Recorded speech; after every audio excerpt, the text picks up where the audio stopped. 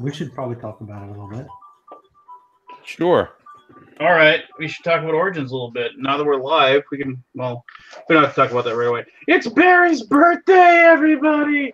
Woo! Woo! Woo! Woo! Woo! Barry, how old are you? 39? Barry? Are you still with us? Yeah. 39, right? How old are you? What's that? How How old are you? old are you? The age? How many years? 40. 40. Okay, I was off by a year. So you turned 40, huh? One more than 39. No, I just said it 3 times. Yeah. Yeah. So how does that feel? 40, he's got the body of a 72-year-old. Yeah.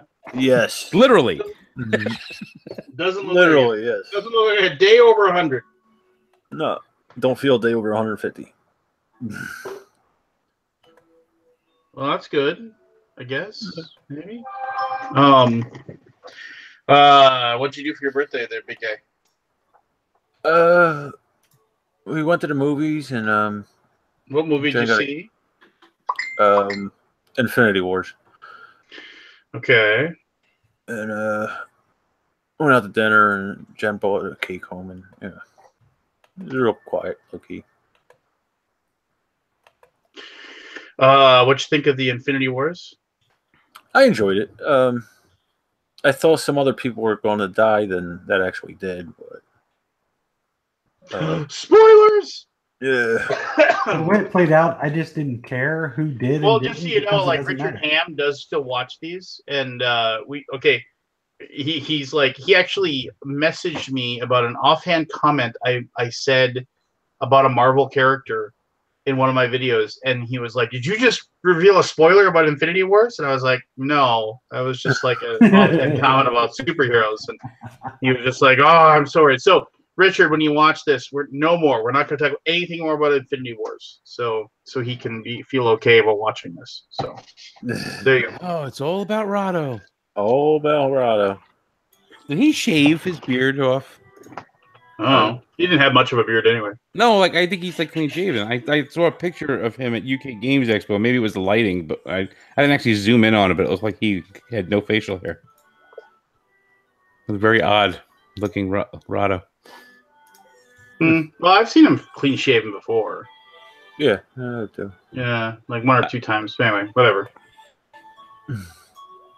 What is that music in the background? Keith's playing video games. I was just gonna say, who's playing something on their Nintendo in the background? Keith's playing Pitfall.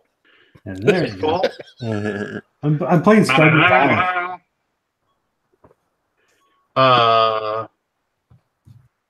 Yeah, There you go. whatever.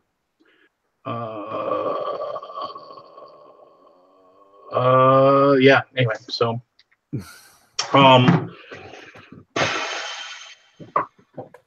anything new other than turning 40? And Cracked another rib. John's dad died. Dude. jeez, what the? Did anything good happen to you recently? I turned 40.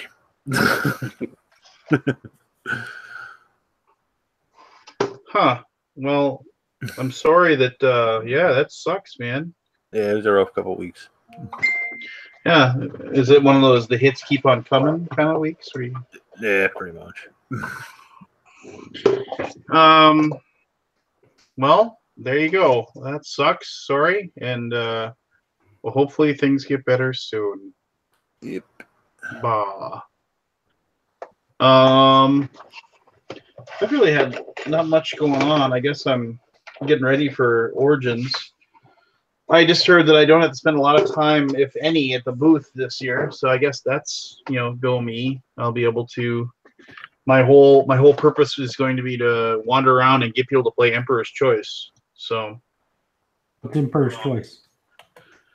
Emperor's Choice is a medium to, well, I don't know, what's the weight that you'd put on it there, Anthony? It's medium. Yeah, it's medium, but like it'll take you a play to figure out how the bidding works, to be comfortable with the bidding, I guess. But no, it's just Hisashi Hayashi. It's his follow up to Yokohama, though it has nothing to do with Yokohama. I mean, it's just other than it having a Japanese theme and things like that. So yeah, we're gonna deluxify the heck out of it, and yeah. So, but we talked a lot about that last time, so we'll just skip ahead. That's what we talked about, Keith. Okay, now I know what I missed last week. Well, I gave like a mini review of it, and we just talked about some other garbage, but nothing really outstanding is interesting. I had yet another fun conversation with my corporate Warhammer guy today. That was great. He and once Dick? again, your corporate guy Dick. Yeah, Richard. Once again, he's probably a super good dude, but he totes the GW company line like it's nobody's business. And so I popped in there, and it was like one of the first times in a long time that I actually saw somebody in there, like it wasn't empty, right? So I went in there, and I was like, oh, because I had ordered some stuff and had it shipped to the store because it's quicker. And I actually ordered it through the store. So, like, he got his whatever, I'm sure it's like it shows up nice on his report or whatever it is. But, so first of all, I've talked to the guy, probably a dozen times now. And I look like me, I've had my daughter in there with me. He still is like, oh, what's your name again? I was just like, okay, either either this is company policy to ask you my name, or you're just being a jackass, or you have no memory. One of those three things. I mean, he actually, like, my daughter had gone in there without me with one of her friends who was interested in it, and like trying to figure out if she wanted to do it, kind of thing. So it was like, yeah, I mean, I don't think you have a lot of guys that have 10-year-old daughters that come in here by themselves with their friends who also want to start playing the game. So I'm a very small percentage of his customer base, but regardless, whatever, he then, like, he had a White Dwarf magazine out, and I pick up the White Dwarf. I think it's a good little magazine. It talks, exclusively about the miniature hobbies of GW. So I find that actually pretty interesting. I actually kind of sad that it isn't like in the past when it was actually like about lots of other gaming things. It had a lot of really cool D&D stuff back in the day. When I had a subscription to White Dwarf and Dragon back in the day. But so he had it out, and it's the June issue. And like it was face down, and the other guy in the store came over, and he and the back of the thing is, okay, so there's these Titan models, which are basically these giant robots. They're going to run you like, $160, $180 a model, but they're these big, giant, huge robots that it's for Warhammer 40K. And the guy was like, the back of the thing was that giant Titan, that giant robot. And so he started flipping the pages back, and Richard like lost his mind. He's like, hey, what are you doing? And he was just like, oh, I'm just looking at the White Dwarf here. And he started, you know better than that. You weren't allowed to see that until its release date. And he like ran over there and snatched it up. So, okay, so of course my mind is like, well, why did you have it out then? Just like seems kind of silly that you would do it. And it was one of those things where it was like he I don't know, it was like, well, like the guy kind of got annoyed with him, and he's like, yeah, but I mean, it's like, I said, when can I pick up a copy? Because I pick up a copy. And he said, oh, well, you can get it on Saturday. And then the guy's like, well, no, you can pick it up on Friday. And he's like, no, you pick it up on Saturday. He's like, no, they send them out to people with subscriptions on Friday. That's the release date. And he's like, no, that's the day they get sent out, not the release date. And then like, I mean, it was just like, so him and this guy kind of got in an argument. And I was like, I don't really care. I'll just pick it up on Saturday. It's really no big deal. And then like the other guy left. And then Richard sitting there starts yammering at me about like how inappropriate it was for that guy just to assume that he could look at the magazine, and he was like, I don't know what kind of store JD ran here before I came in, but and I was just like, oh, you're just a dick. One where people didn't get pissed off at the employees. Dick. May I call you Dick? Yeah. Like I said, guy probably means very well. He's probably a super nice guy. Does he have The a weird weird accent? No. Oh, they didn't like bring him in like from the home office? Well, no, he's like from the Texas home office. And so he's actually gonna he started talking to you about Origins because he's leaving here to go work the Forge World booth at Origins. And so then I started talking to him about it, and I was like, oh, that's cool. You know, I'm gonna be there as well. And he's like, oh, that's cool. And he's sitting there and he's talking, and we're kind of like just exchanging, you know, a couple stories back and forth, and I was just like, oh, you know, it's like, hey, you know, there's actually some cool stuff from Forge World I'm looking forward to maybe possibly picking up. And he was like, oh, well, yeah, you can track me down. I can probably find that stuff for you. And I was just like, oh, you mean, does the stuff go really quickly? And he was just like, oh, you know, sometimes. And I was like, oh, that's cool. I have a exhibitor badge because I'll be working there, so you know that's cool. I can come over. And then he was just like, "Oh, I don't know. If you have an exhibitor badge, I probably can't sell to you." I was just like, "Yeah, I'll find somebody else." I thought the story was going to end with him saying, "Well, you know, you can order them through the store." Well, and that's just it. As I was leaving, I was like, "Hey, you know, thanks for getting this stuff for me." And he's like, "Yeah, no problem." He's just like, I got so upset today, and I was like, why? And I was like, well, the FedEx dropped off about like a $300 order, and I don't remember anybody placing it. And then I realized that it was paid by PayPal, which meant it wasn't done through the store. And he was just like shaking his head at like this anonymous person that had spent like $300 on Games Workshop stuff. And I was just like, what a horrible person. It's just like, you're not even, are you working here next week? What do you care? You were like, oh God, I'm hoping here when that guy comes to pick it up. But you know, whatever. The guy means well, right? I guess. Maybe. Sure. I don't know. I just yeah, it's I'll be, and then I was like, oh, you know, did they hire somebody then? And he's like, yep. And then I was just kind of like, oh, you know, do you have any idea who it is? And he's just like, oh, I was just like, okay, you do, but you're just gonna be dumb about it, so that's fine. Moving on. Yeah, people drive me crazy. It's a big secret. It is a big secret. Phil's coming out from the Iowa store. Yeah, maybe. Not the Phil. Yeah, but whatever. I'm like, at some point, right? I mean, somebody's gonna figure out that you just can't have tools working there.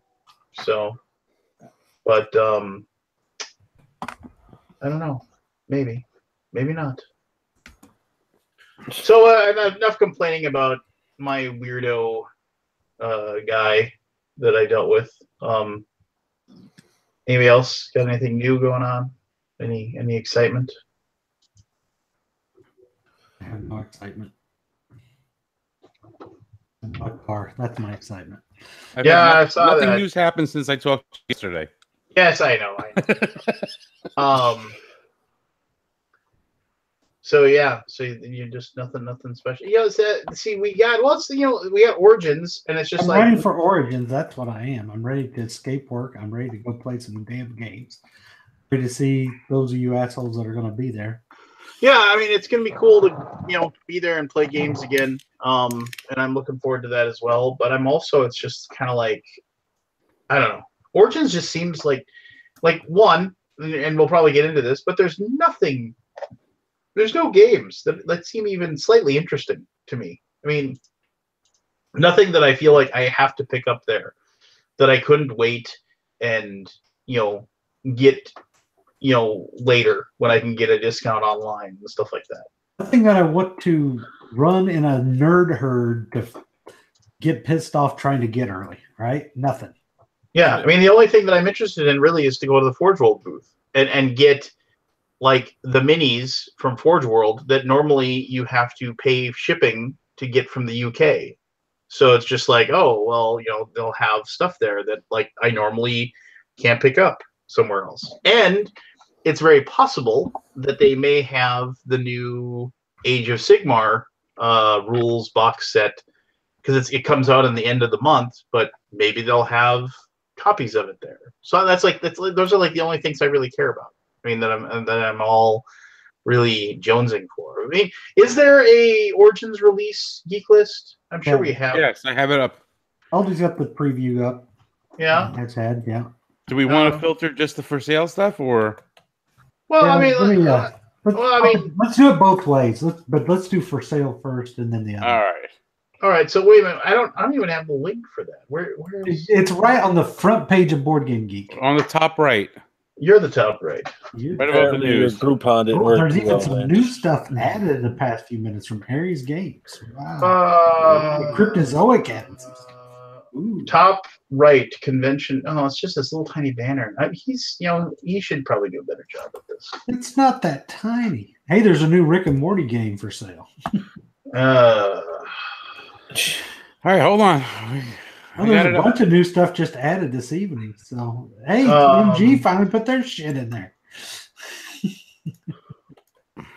What did we? Oh yeah. Well, it's stuff that's already out, but yeah. I'm gonna get to my preview. And the for sale list includes a lot of stuff that's already out. Yes, it's just the companies have said it's going to be for sale there. That doesn't mean it's new. Yeah, I don't know why this is even news, but okay. All right. Well, can you sort by stuff for sale? Yes. Yep, I've got it filtered by for sale now. And it went on the list. And there's 32 titles for sale, it says. Right. There's one that says filters. Oh, 32. Okay. All right, here we go. Shogunate. I have 116 filtered things when you hit for sale. No, I don't know why mine's only showing 30. You're not showing your classes, right? I'm just doing for sale, and I'm sorted by publisher. Mine says sort by publisher and filters, and I have for sale. Why do I only see 32? I only have 32 as well. I have 116 filtered items. Filter. Hold on. Let me clear my filter and try again. Yeah, I'll clear my filter as well. Oh, I may not have hit show all yet. Hold on. I hit show all. That's what it was. Filter. Oh, yeah, there we go. 116 after I hit show all. Okay. For sale.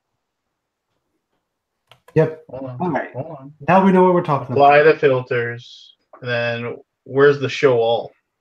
It's at the very bottom when you scroll down. God, this horrible website. Horrible. Somebody needs to fix this stuff.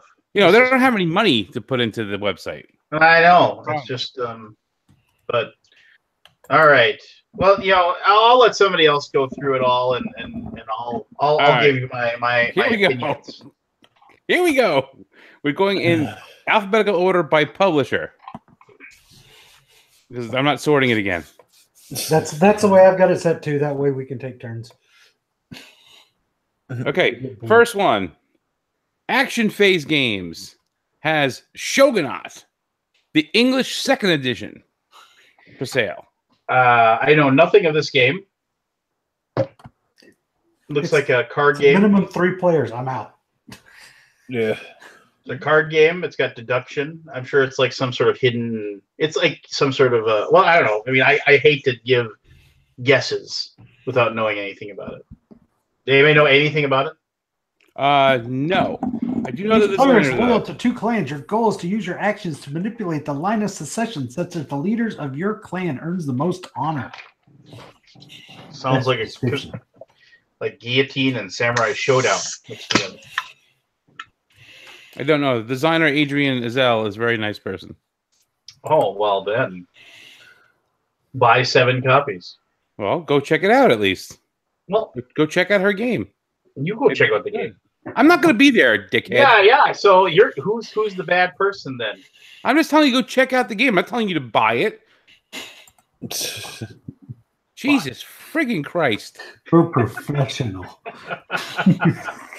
What's up next? All right, there? next game. Arcane Wonders, Critical Mass, Patriots vs. Iron Curtain. I don't know who did it, so don't go fucking buy it. Next one. It's some big giant robot fighting game. It's from 2 to 2 players, 30 minutes, 14 and up. Know nothing about this. All right, Arcane Wonders also has Senshi, the English first edition, for sale. 2 to 4 players, 15 to 20 minutes.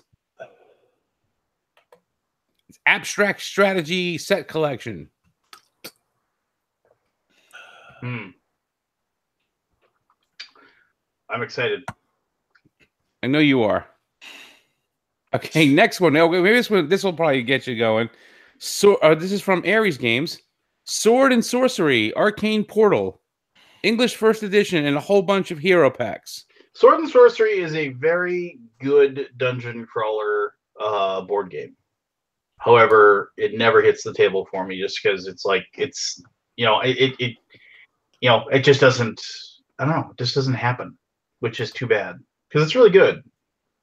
But that being said, I have no interest in picking up these expansions or dudes or whatever.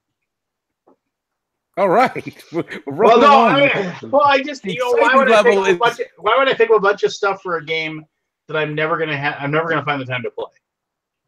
Yeah, I used to be bad about picking up expansions for like everything I had, and then suddenly realized I'm not playing it. So why You not? reached a fever pitch of excitement here. All right, next up from Bezier Games, Werebeasts, English first edition, 3 to 10 players, set collection, deduction party game. No idea. It's a new something. But they're Werebeasts this time. Yes. Beasts. This was not designed by Ted Alspach. No. Oh, really? Yes. Well, there's a Werebeast right now. my stupid blue healer somebody like walked by the walking path is right in my backyard, and if they're loud enough, the dog will hear them. So Next up is Bezier also has Werewords Deluxe Edition. I would consider grabbing that, but then again, just I because backed it on Kickstarter and haven't received mine yet. So yeah, I didn't back on a Kickstarter because I was like, when am I going to play this? But now I realize this is a game that I played it now with my parents, and I've actually enjoyed playing it with them. So I don't know. I might have to pick this one up. I don't know. I might walk by and maybe try to convince Ted to give me a cup. Oh, there you go. Yeah. Teddy Boy. All right, moving along. We're at Brain Games. They're the people who brought us Ice Cool. They have showing a game. the demo to Ice Cool too, Edward. Yes, they are, but they have a game for sale called Orc Olympics. Card drafting, card game, fantasy. 2 to 5 players, no playtime listed. It's for sale for $10 at the show. That's 33.3333% off. Repeating on the 3. Anyway, Yes. Go ahead. No interest. None. I mean, this is crazy. We're gonna. They also have Picoco, the English French first edition, for sale. 3 to 5 player trick taking card game.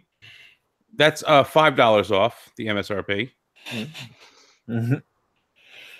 Just let me know when you want me to stop.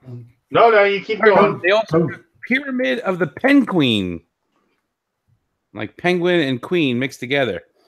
Memory, player elimination, deduction maze game. 2 to 5 players, 30 to 45 minutes.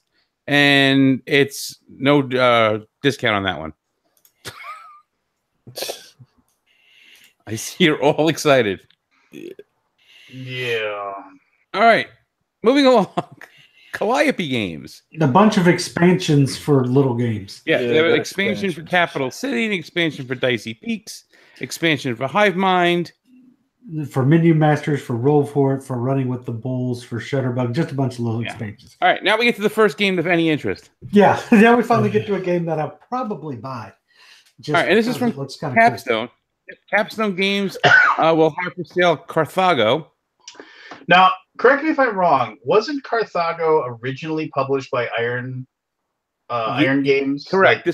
Correct. This is a reworking of that game. So because I played that game back in the day, and it was incredibly forgettable.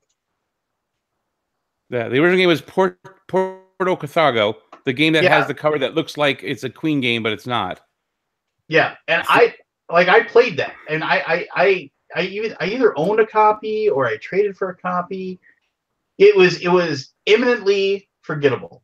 Yeah, and that's what I've heard about it too. But apparently they like the base of it, and they reworked the whole thing, and they re-released it at Essen this year as just Carthago, Merchants and Guilds, and Clay Ross at Capstone picked it up, and they released it here. They're releasing it here.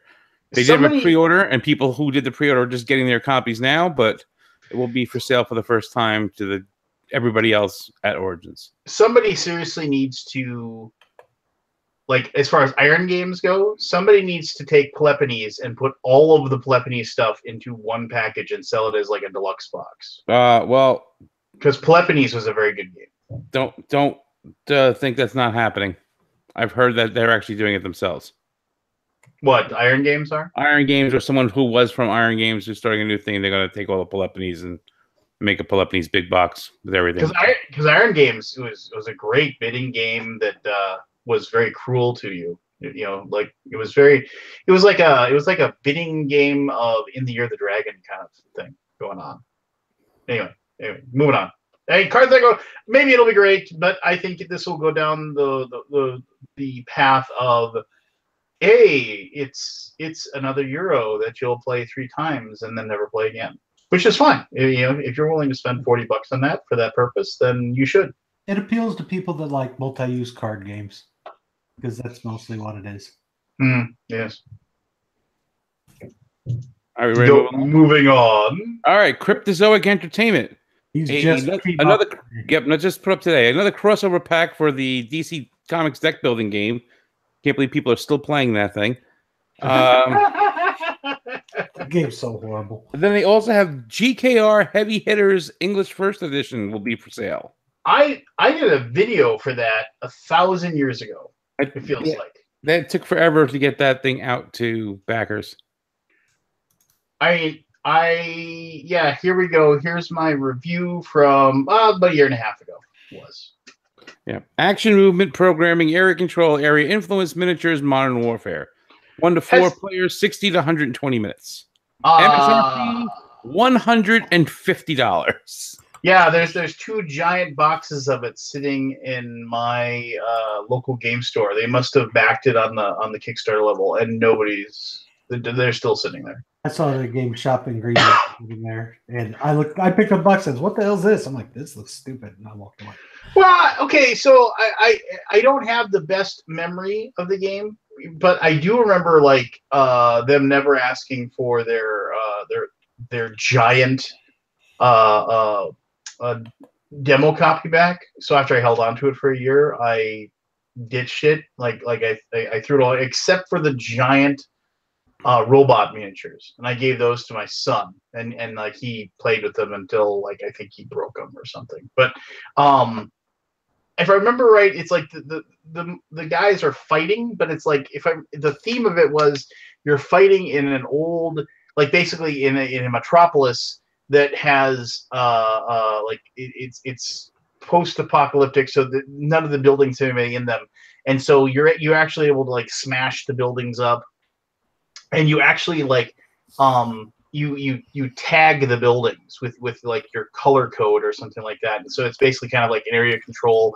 Instead of trying to, blow up the other guy, yes, you're still fighting each other, but you're also trying to maneuver your way around the board and tag the buildings, and you have drones and all kinds of things. So for people that like, giant robots beating each other up games, you probably and it's got like the cool like 3D like buildings and stuff. So I mean, like it definitely has a table presence as well. So now whether that's worth anything to you or not, I don't know. Moving on. All right, Cryptozoic also has $1 Million Butt, the game. $1 Million Butt. English second edition. This is from a 2016 game. 2 to 6 players, 30 minutes, 17 and up. This is a mature adult storytelling humor game.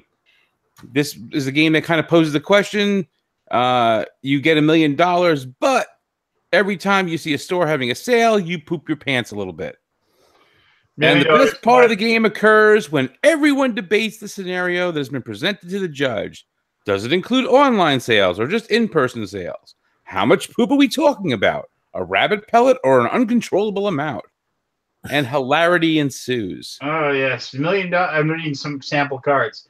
$1 million, but you get you always had the feeling you never wiped your butt completely clean.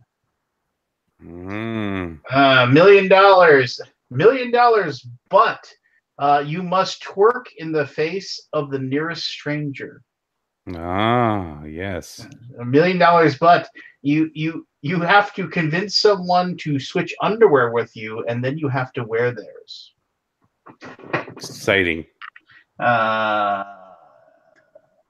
Yeah. Quality games. This will sell a lot of copies, and people will immediately just place it on their shelf along with their Cards Against Humanity, and then they'll every other Cryptozoic game ever made. Yeah. There's a giant market for that horrible game. Yes.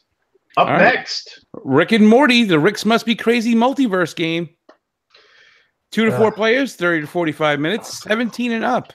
They're just here. There's some more. There's some more to mine here. Quick, get the shovels. They have a demo for Rick and Morty. The Pickle Rick game is going to be demo there. Pickle Rick. It comes in a pickle. Well, they also have a game called Wallet. 2 to 7 players, 15 to 30 minutes, $30. This game does not look like it's a $30 game, but it looks. I'm looking at the front. It looks like something. It looks like a game from the 80s. It does. It should be next to Mastermind, like on the shelf. But it was like a game from the 80s that didn't actually come in a regular box. It came in the box with the tab on the side, and you flipped it open and pulled everything out. A birthday party hosted by the mafia boss was roaring fun until the police knocked at the door. While getting away in his private helicopter, he dropped his precious wallet. Now, what will you all do with it? In Wallet, players are the guests rummaging through the wallet looking for an ID. That'll make them seem innocent in the eyes of the law, and some cash. You can't take too much. It will look suspicious. During your turn, you choose one action. Take a card from the wallet, hide a card in the wallet, flip a timer card, bringing the round close to the end, or buy an ID card. You may also use your special cards to spoil your opponent's play. Use strategy, bluff, and unexpected events. You need to have a perfect hand as fast as you can. Try to be both innocent and rich by the end. Will you be found guilty or manage to escape the hand of justice with the most cards? Wallet by Whammo. Apparently it was the original German game was Greif Zoo. So, all right, moving along. Czech Games Editions has codenamed Extra Large Edition. So it's just going to be bigger cards. Yeah, I've seen it. A lot of the game stores actually have copies already that they use for demos. But yeah, everything's like 3 times the size. That's exciting. Excitement plus. Okay. All right. We're up to Daily Magic Games. They have for sale Sailing Towards Osiris. Very good game. 2 to 5 players, 60 to 90 minutes. That's on my go look at it list, so that's one I'm actually planning to take a peek at. It's commodity speculation, pattern building, ancient economics. Yeah, it's the I like economic games just because the players kind of drive those a little bit, and I kind of like those. So yeah, If you like economic games, I think you'll like this one. So. All right. Deep Water Games, one of the companies making a big splash at Origins. Their first convention, I believe they have a booth at. Yep. So they'll have for sale Mystery of the Temples, Roundhouse, Sorcerer and Stones. Those are the games that they brought over from Roundhouse. Roundhouse. I like Roundhouse. I think Roundhouse is fun, but it's not new. But it's cool to see those guys come out to a show. So these games are all. What's the name of the company that put them out originally?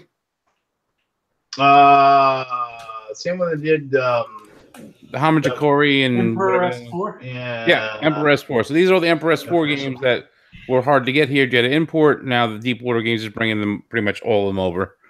So those will be available for sale. They'll also have for sale their new game Welcome To, which is a paper and pencil pattern building city building game. It plays 1 to 100.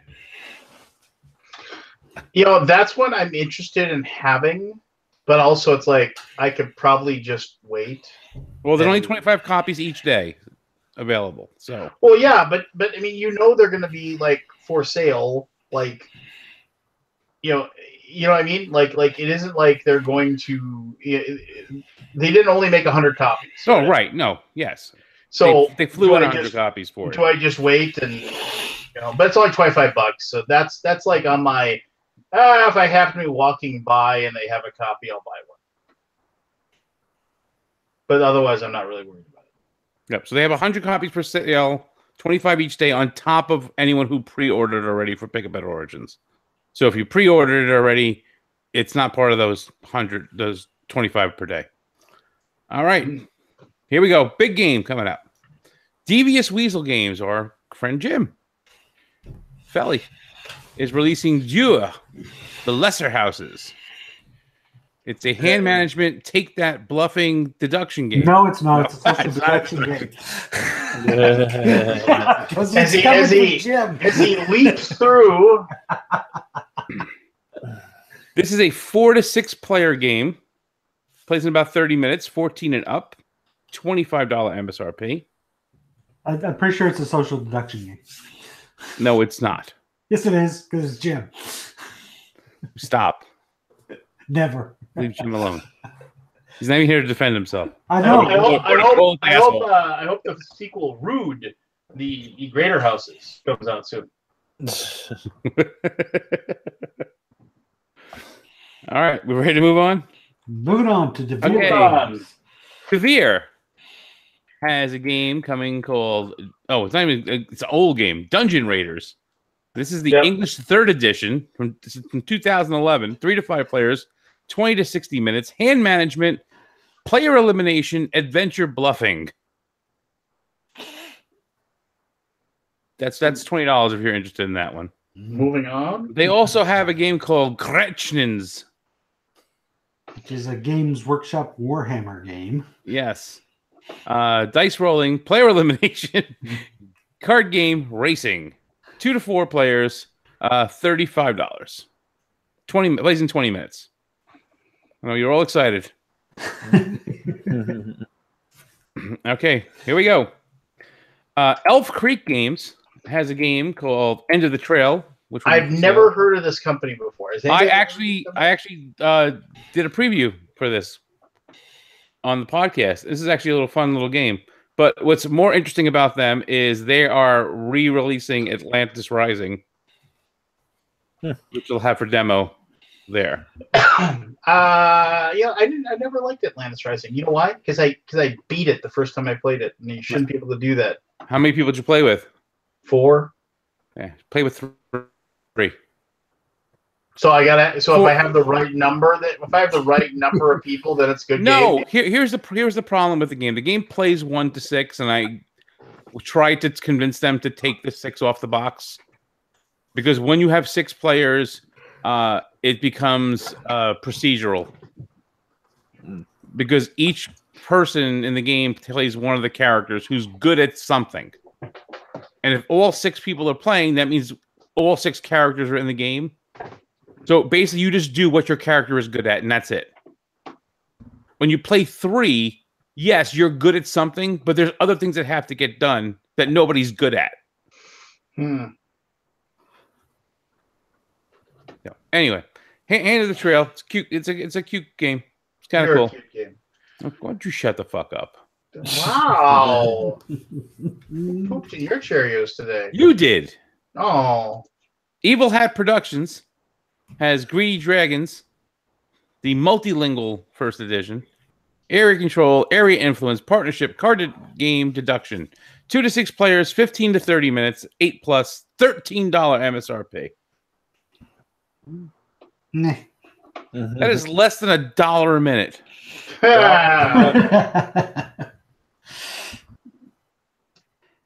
All right, moving along to Fireside Games. They are releasing Remnants, the English first edition, deck pool building, dice rolling, real-time science fiction game. You lost me at real time. 2 to 4 player, 45 to 60 minutes, $40 MSRP, 13 and up. That is also less than $1 a minute. Forrest Bauer did a review of this. Oh, okay. Was he high at the time? Probably. He gave it a 7.9 out of 10. So. He also said that blank was the game of the year. So.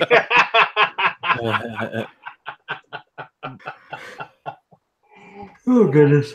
All right, moving along. Formal Ferret Games will have the next expansion for the networks. The network's Teletime. It expands the original game. I like the networks. I'd pay $15 for this. Yeah, $15, and it's more than networks, but it's all probably based on like BBC television shows. Networks is a fantastic game. Yeah, it's a nice little game. I picked that up at Origins 2 years ago. Yeah, and tight little game. All right, Game Salute. Nah. Game Salute will be releasing the expansion for Shadow Rift. Shadow Rift is a really good game that sadly is published by a company that like people won't give it the time of day in a lot of situations because of the company that published it. Maybe we'll have something else come up from them later under a different name. Maybe. Because the what's it called? Black Orchestra was fantastic. Yes. Game Salute. Yes. All right, Gameland Games will have Heroes of Land, Air, and Sea, and the Heroes of Land, Air, and Sea Order and Chaos expansion. Those are out in retail. They've been in retail for a while, right? Haven't they? Or no? Yeah, I think they're out, and they've delivered Kickstarter. I know they delivered Kickstarter a while ago. I'm pretty sure it's for sale. I don't know. I mean, I have a problem with that game, but a lot of people seem to like it. So all right. Anybody that's interested in it probably backed it on Kickstarter anyway, so they're not going to be beating down the door for it there. All right, now here's a cool company with some cool stuff. Graphic Novel Adventures, which is actually this is Van Ryder, right? Yeah. Yeah. So they have their series of choose your own adventure graphic novels will be for sale there.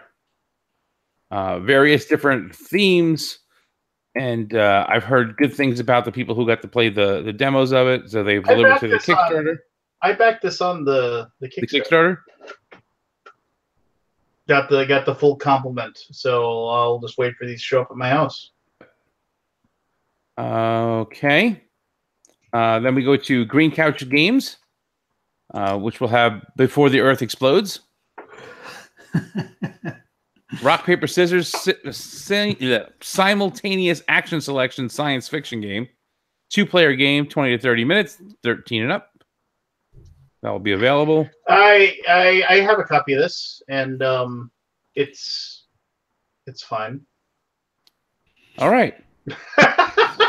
Sorry, I really can't say much more than that. I haven't played it. I don't know. I can play with my daughter, and she grasps it. So I guess that's helpful. All right, Gray Fox will have 3 games there that have all been available before, but from different places. So they'll have Multi-Universum. Don't know anything about that one. It's actually a really good game. It's a really good little small box card game.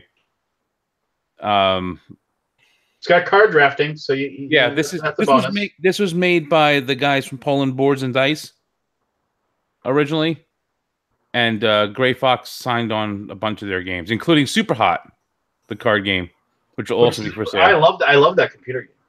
Yeah, and Super Hot, the card game, is pretty fun game. If you like the computer game, you'll probably like it. They also have Rising 5. That is a good game. Asteros. I did a video of that 1,000 years ago too, and that is a really good game. Yep. So those will all be available. Haba has for sale Karuba, the card game. 2 to 6 players, 10 to 15 minutes.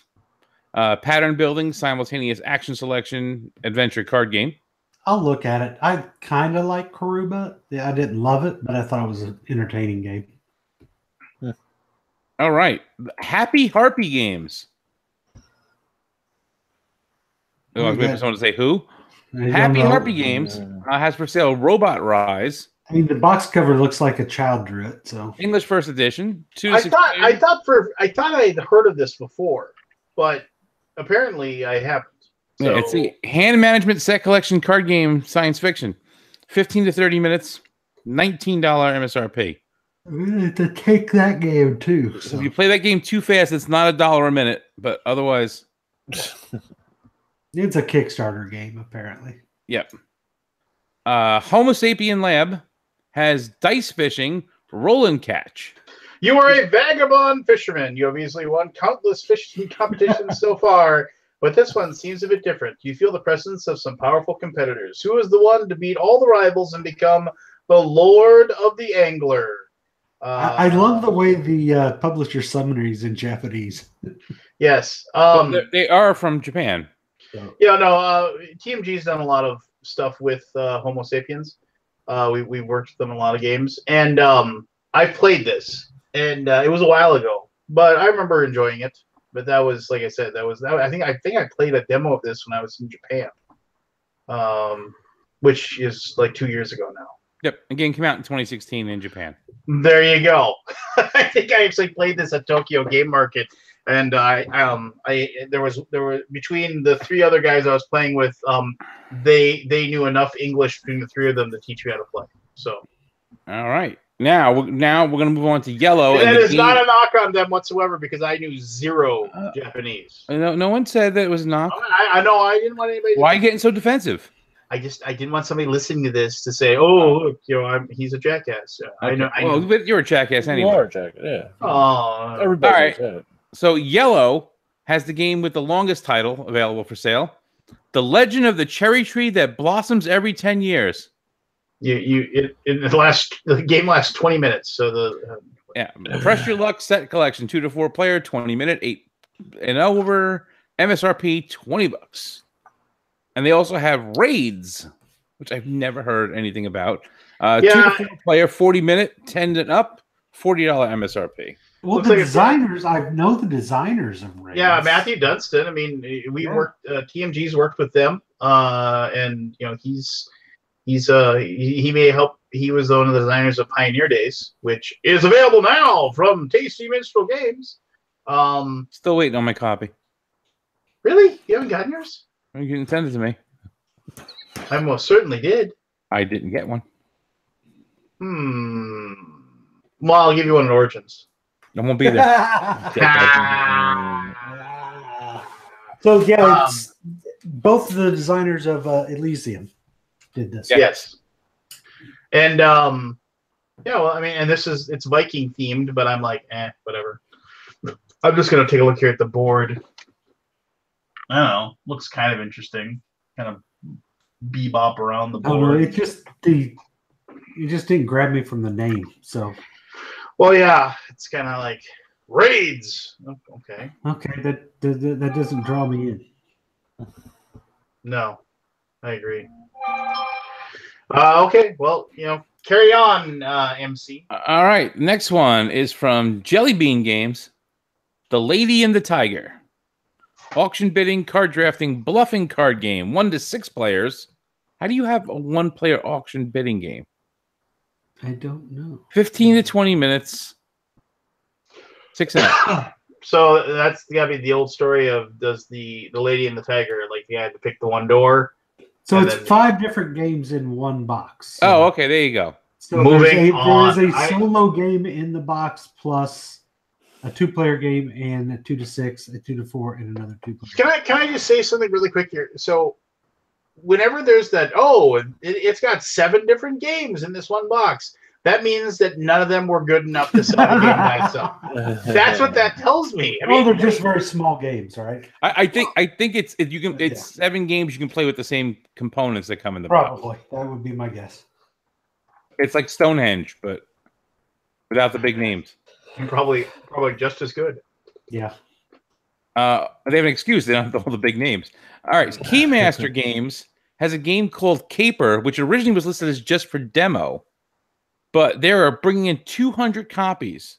Will be available for pre-release ahead of the official Gen Con 2018 debut. So run over there if you want to get a copy of a game you have not heard of. So, Caper is an area control, area influence card drafting card game about city building. What is this? It's called Caper.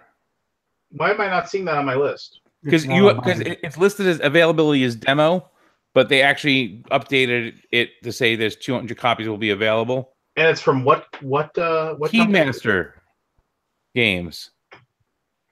They're the guys who did Space Park, which you may have seen. Sounds familiar. All right, Space Park they'll have there for demo. So Caper is a 2-player card strategy game in which each player recruits thieves, equips them with gear, and tries to steal from popular places across Europe. There you go. There is nothing exciting in Origins. All right. I'm gonna be there for 5 days. Come on, let's anyway. Moving all right. Cosmos has Drop It. Buy it. I love it. I really like this game. 2 to 4 player, 20-minute action dexterity game, $30 MSRP. It is. Yeah, it is a super fun filler game. I will say Cosmos doesn't do a lot of dexterity games, but all the ones they've done, I've actually enjoyed. This one's cool. That Smugglers game wasn't so great. I said all the ones I've tried. Smugglers not so great. Yeah. With the little silly putty, but Drop It is a lot of fun. I like it. And you can teach somebody to play it in 2 minutes. Drop it. No, I don't want to drop it. Drop it. No. Cosmos will also have Ingenious for sale. It's being re-released because it's been one of my memory of Ingenious, because I've never played it, but I've heard people really like it. But I remember one of the very first conventions I ever went to, in the open board game room. Like I was playing Arkham Horror or something Cthulhu-y, and there was this table of people that were in their 50s and 60s, and all they played was Ingenious. And they sat there for like 6 hours playing Ingenious over and over again. And then after every game, they'd figure out who won, and they'd all politely applaud the person that won. It was like the weirdest thing. And I've never seen anybody play Ingenious at a convention since. So I have the mini edition, which is so much better because you can keep the game. It doesn't take up a lot of room. All right, we move down to Mayday Games, who will be releasing Poetry Slam. I hope Seth will be there. I haven't seen Seth Hyatt in a long time. I like Seth. Anyway, paper and pencil voting party game. Groovy, Daddy-O. Everyone can be a far-out poet, even if they don't know you, dig? Poetry Slam is a party game all about writing short poems so you can score big. Come up with some cosmic lines. I almost feel like the Tony Bennett should be reading this thing.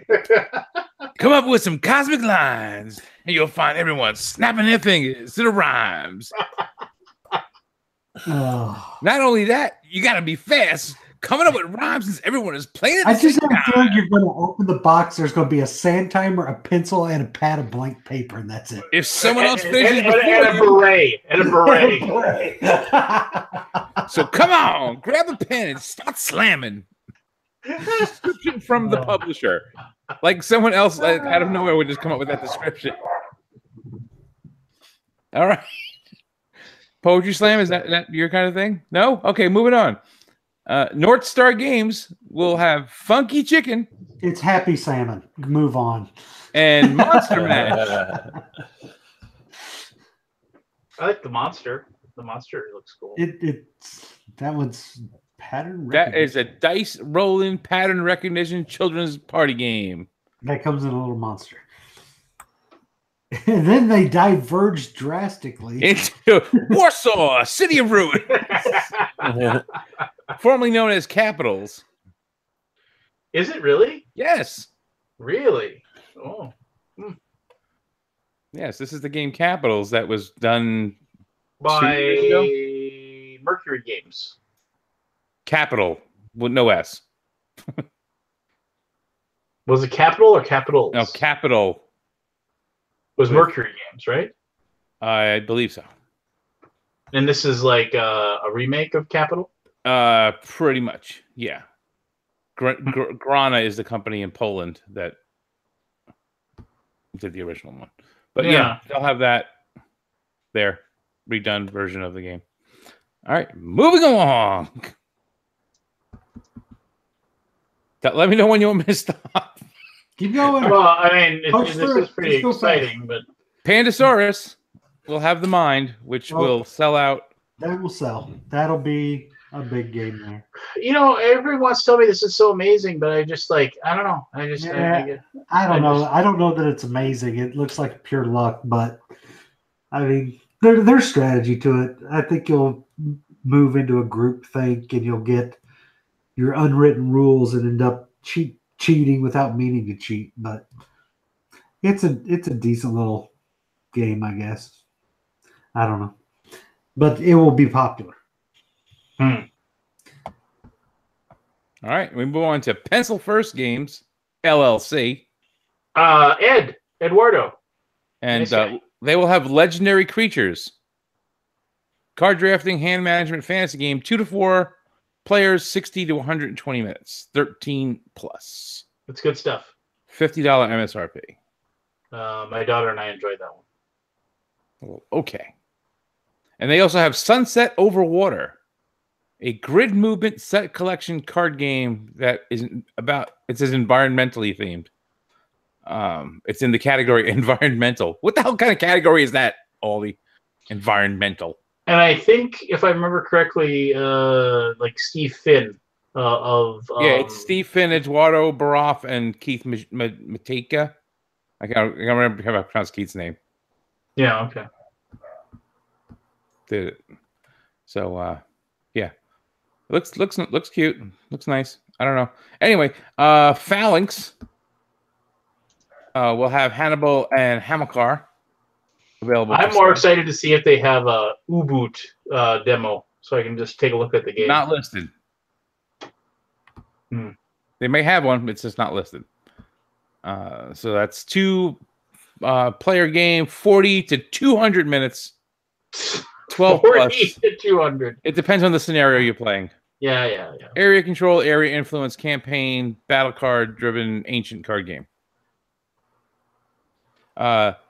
Peacekeeper Games will have Gearworks. That sounds familiar. It sounds familiar, but I'm like, I don't recognize this game at all. No, the name sounds familiar. Like another game was called Gearworks. Area control, area influence, hand management, abstract strategy, card game, 1 to 4 players, 30 to 40 minutes, 30 to 45 minutes, excuse me. 10 plus, $25 MSRP. The deluxe edition of Gearworks will also be available for purchase at Origins for $35, along with the playmat for $25. What's your take on that one, Barry? You think you're excited about the Gearworks? Oh yeah. It currently has an 8.1 rating on Board Game Geek. Hey, it might be a fantastic game. I don't know how people have voted on it, but it's 8.1 right now. And then another game that should do fairly well, Plan B Games, has Century Eastern Wonders listed for sale from, of course, Emerson Matsuyuki. Grid movement, modular board, 2 to 4 player, 30 to 45 minutes, 8 plus, $40 MSRP. I read the rules for it a couple months ago and then pre-ordered it. It looks like fun if you like Century Spice Road at all. And if you have Century Spice Road, you can put them on the shelf next to each other and they start forming a mural. Yes, and you can actually combine the two games together for a gameplay as well. But what if I have the golems though? But then you'll have to wait for the. You'll have to wait till they've heard you. You'll have to wait till they come out with the golems version of this one too. Then we heard you. Which we know damn well they're going to do it. I'm here for the golems. All right, Queen Games. They've got a few things for sale. They have Kobold, which is a children's game. 2 to 4 player, 20 minutes, 6 and up, $35. Don't know much about it, but it's a kid's game. And then Merlin, which has been out for 8-9 months, as well as Pioneers. Yep. So Merlin with the Queenies and Pioneers with the Queenies. They'll have those. Those have been out for a while. So. I wonder if they'll have like 12 copies of Merlin like they did at PAX Unplugged. They'll probably have a few more this time. I keep thinking like I should get a lot of people have told me that Pioneers is fun, and I keep thinking I should play it, but I don't know. I haven't found the time or the inclination. You'll play it a couple times and never play it again. Okay. There you go. All right. Well, hold on. Rather Dashing. Locked up here. Rather Dashing is next, and my screen just locked. The Awakening is Awakening Lair. Awakening Lair. Cooperative play dice rolling card game. 2 to 6 players, 30 to 40 minutes, 14 and up. Any interest? I haven't seen a Rather Dashing game that I've liked. So all right. Renegade Games. We'll have Altiplano. Action point allowance system, deck pool building. Which is out now, but people will pick it up. 2 to 5, 60 to 120 minutes, $65 MSRP. They also have Castell for sale. That's been out. 2 to 4, 60 to 90 minutes. They'll also have Circus Puppy available. Action dexterity animal game. Circus Puppy. Circus Puppy. It's like the cat box game, only it's dogs and they balance on a circus thing. Oh, I don't know. Yeah. They'll also have the expansion for Explorers of the North Sea, The Rocks of Ruin, Junk Orbit, which is a Daniel Solis game, I think. It looks like it might be interesting. I'll look at it. I'm not sure though. I don't like it coming in a round box thing. There's no way to put those damn things. I don't like that either. But I do like pick up and deliver, and there aren't enough games that use pick up and deliver. So it's pick up, deliver, and the board is made out of cards, I guess, that are differently shaped. But again, a container that is not shelf friendly, and that's going to count against it. Yeah, I'm intrigued. I'll say I'm intrigued. Yeah. Daniel makes some interesting stuff. Yes, he does. Lucidity, the 6-sided nightmare. I have no idea what that is. I don't either. That is a pressure luck horror game. It's a cool looking cover. It is. It looks spooky. Ooh. It takes less than a minute to learn and 20 to 30 minutes to play. Whenever you close your eyes, you fall into the dream realm. A world of vivid hallucinations and dark monsters. You must use your wits to draw power from the dream realm and break its hold on you before the monsters can track you down and consume you. Yeah, I can't see myself playing that. But anyway. All right. They also have Prowler's Passage. 2-player game. 2-player game, area control, area influence, route network building, 25-minute game for 2 people. Ugh, I'm looking at the art. I'm not a fan. Yeah, I don't like the look of the tiles. Not for me. And they'll also have the T-Dragon Society card game available. 2 to 4 player, 30 to 60 minutes, 10 and up. Moving on. Pool building, novel-based. Novel-based. That's the key. How novel? I don't know. Then we have a game from a company called Resonim. Again, never heard of them. A game called Visitor in Blackwood Grove. This is from 2017, so I guess this is their first show that they're actually going to be at. Or it's 2017 because that's when they put it on a BGG, but they just got it to Kickstarter backers or whatever. I don't know. It's 3 to 6 people, 5 to 15 minutes. $20 game. Partnership, pattern recognition, deduction puzzle game. Indeed. A spacecraft crashes in Blackwood Grove, and the kid is the only one watching. Federal agents hunt down the signal, but no one can get near the craft due to its crushing force field. Ooh.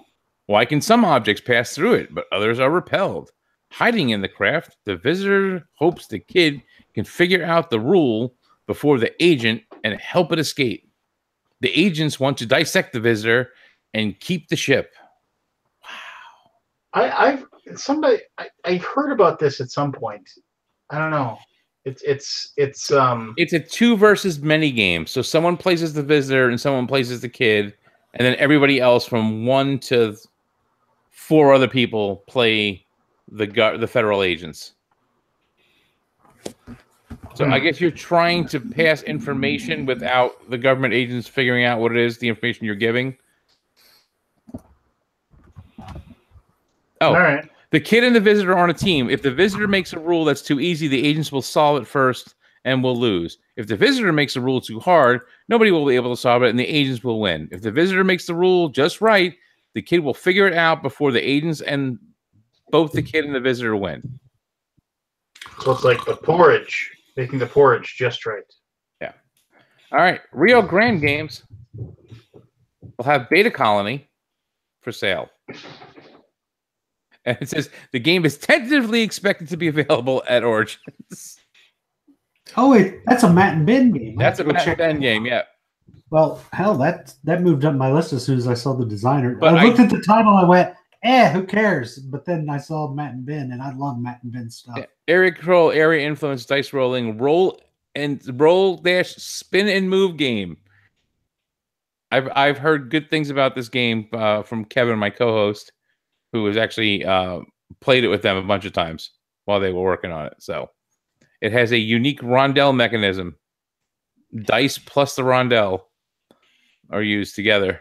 This is Roadhouse again? No, Beta Colony. Beta Colony. Oh. Yeah. I mean, Matt and Ben are 2 guys I played a game with almost every time I've been to Origins, so I enjoyed their stuff quite a bit. So I'll look at it based on their name. But if I just looked at this cover, you wouldn't have got me to even take a glance. Well, and I'm looking at the board, and I'm like, ugh. So, anyway. All right. Next from Rio Grande will be Broadhorns. Roadhouse. Early trade on the Mississippi. It says Roadhouse. No, Broadhorns. Roadhouse. Broadhorns. That's a cool cover. I kind of like the cover art. It's pick up and deliver, Lance. Pick 'em, deliver, pressure luck, economic game. 2 to 4 players, 60 to 90 minutes. Well, other than the press your luck, I'm liking the idea. Well, you know what?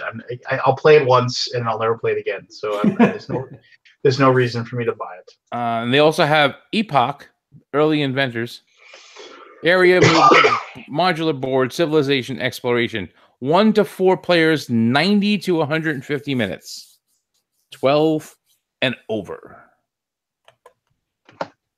This was designed by Martin F.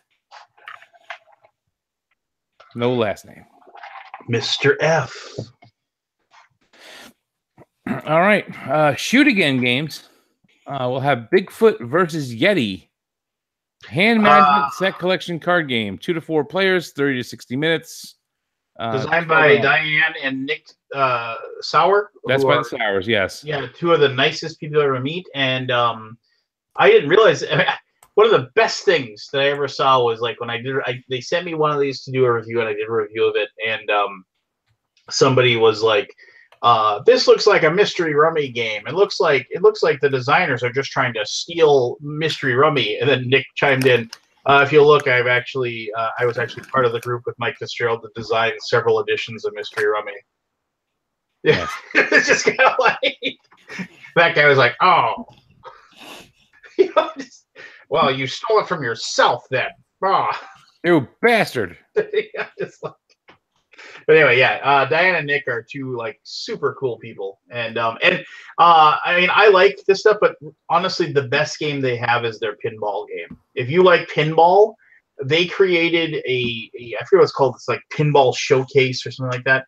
They created a game that actually like it feels like you're playing pinball when you play it, and it's just it's great. So, moving on. Fantastic. It is fantastic. All right. Moving on. Sky Kingdom Games has the Stonebound Saga. Deck pool building, dice rolling, card game, dice. It's not the best description, but the guy Eric that designed this, I've actually played like 4 or 5 different iterations of this, and it took a while for him to get it to where it is now. And if you're a fan of your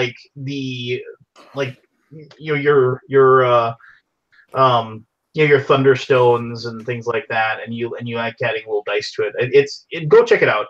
You'll know right away from playing it, like as you play it, whether you're gonna like it or not. But it is actually it's a lot of fun. All right. Slugfest Games has the Red Dragon Inn Battle of Greyport expansion, which for the Red Dragon Inn Battle of Greyport game. Oh, this is Pirates! Pirates! Exclamation point. Does Slugfest make any games other than Red Dragon Inn games at this Not anymore. They don't even try. Okay, well, fair enough. All right. Smirk and Laughter, which is a division of Smirk and Dagger, will have Not So Fast available. Not So Fast. God. 3 to 6 player pattern recognition action dexterity party game. Nuts. 15 to 20 minutes. I think at Gen Con we should play. We should form a Nut So Fast tournament. And Nut So Fast sounds like the game you play when you walk by and smack your butt in the nuts when you walk past. No, we'll play a Nut So Fast tournament, and like the winner gets a giant can of Planters mixed nuts. This game doesn't look fun enough to play in a tournament. I'm sure if Aldi would, he'd be like, "Oh, this game's awesome." It has a play on words. It's a word game. It's amazing. I'm telling you, it's so much fun. It's got cashews. Yeah, it's just great. All right, from Solar Flare Games. The guy that runs Solar Flare is one of the nicest guys you'll ever meet in your life. If you can actually get him to talk to you, he's very shy. But anyway, Robotech Force of Arms, the area control, area influence, grid movement card game, science fiction robot game. 2-player, 20 to 40 minutes, 8 and up, $20. Yeah. He's a huge Robotech fan, and he is trying to do the IP justice. And Dave Killingsworth is the guy's name. He's super nice, super cool. All right. Steve Jackson Games will have a expansion for the Munchkin collectible card game. They'll have the boosters, The Desolation of Blarg. Yeah, somehow I forgot to pick up my my Munchkin CCG stuff. Oh. But I will continue to forget to pick up my Munchkin CCG stuff. Aww. It looks like Stoneblade is selling a card. A card. They have an expansion. A single card for Shards of Infinity. The Shard Worm. A card. The Shard Worm. That's their release. A card. It's a Shard Worm. It is a card. That's their release. Way to go, Stoneblade. Hey, what are you releasing at Origins? Strawberry That's Studios. what I thought.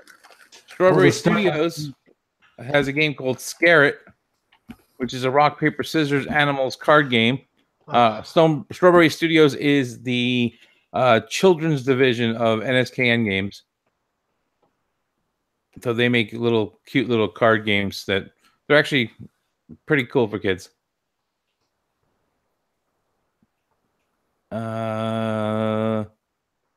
Stronghold will have Dungeon Rush. This is a game that came out of Spiel a couple of years ago.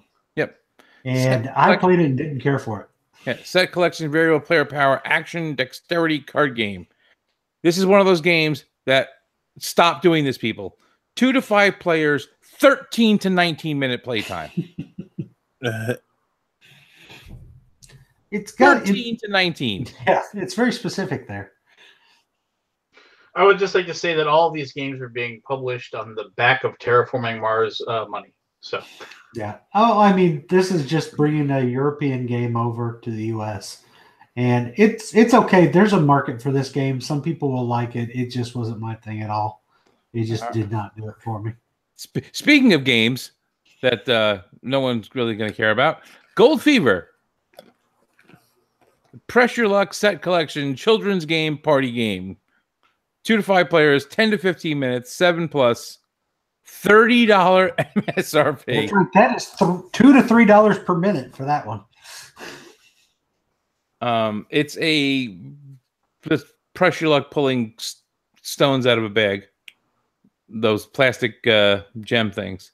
They'll also have for sale Memoir. Which uses memory as a mechanism. Memory modular board animal card game. 2 to 4, 10 to 20 minutes. Memoir. Noria will be available. I was really unimpressed with that game. Yeah, it's got a cool mechanism in it. The engine with the wheels and the discs is really cool. The game itself kind of sucks. And that's a 2 to 4, 70 to 120 minutes, $80 MSRP. It'll be for sale, even though it's been on sale at Miniature Market and Cool Stuff numerous times since it actually got released here. Oh, geez, $80 for that thing? Yep. Well, wait, hold on to your hats. Steamrollers will also be available. Don't even get me started on the MSRP for this. 1 to 5 player, 30 to 45 minute, 10 and up, $50 MSRP. Okay, so I love Stephen Bonacore. I mean, I love the man to death. He's a good dude, and he's a businessman. But it's just there's no reason for this to be $50 MSRP, other than the fact that he knows people will pay that for the game. And I could go down a path here, and I will go down a path here. So there's a certain level of I remember quite a while ago when Scott Nicholson's game, the auction game came out. Going, gone. Yes. Going, gone. When that came out, and it was the MSRP was like $40 or $50, right? Yep. And it was 60. Well, yeah, and it consisted of a small deck of cards. Can I talk, or do you want to? No, I'm just helping. Okay. I bought it. A deck of cards, a giant pile of colored cubes, and 6 cups, and then the paddle board that had the rules on it, and cubes. And cubes. Yeah, but anyway, so regardless, and the whole thing was, I remember somebody said, "Why is this $60 or why is this $50?" That is what they said. And Scott actually defended it, saying that you're not just buying the components, you're buying the development and the time that went into making the game. And I thought, okay, that's a pretty good argument for it. Since then, after working for a publisher, there is no way that you could ever pay for the time and the development that comes from creating a game. Games don't get created in 3 weeks. Games don't get created in 3 months. Games get created over the course of a year or years. And that's just the way it happens. It's just it takes tons of time and playing the game and testing it again and tweaking and whatever. So you have to think, I put you have some designer who, and very few people are designers full time. So it's just whenever I had some spare time, I spent 10, 15 hours a week for the last year, working on this game, and now it's ready to go. Okay, well, you put this much time into it. If they actually quantify, okay, so here's your advance and here's the money you're going to make off of this game, it's they were making $3 an hour, maybe, over the course. You don't pay designers for their time. I mean, you pay for what they've created, and it's just, I don't know. So when you have something, what invalidates that argument too, from your standpoint, is all games have time to prep, and I can buy a $50 game full of components that had just as much design go into it. So you have a game that a lot of people are excited to play, and I've played Steamrollers. I did a video for it, and Steamrollers is a lot of fun. I really enjoyed playing it, and it's one of those things where it's like it's a roll and write game with a few components.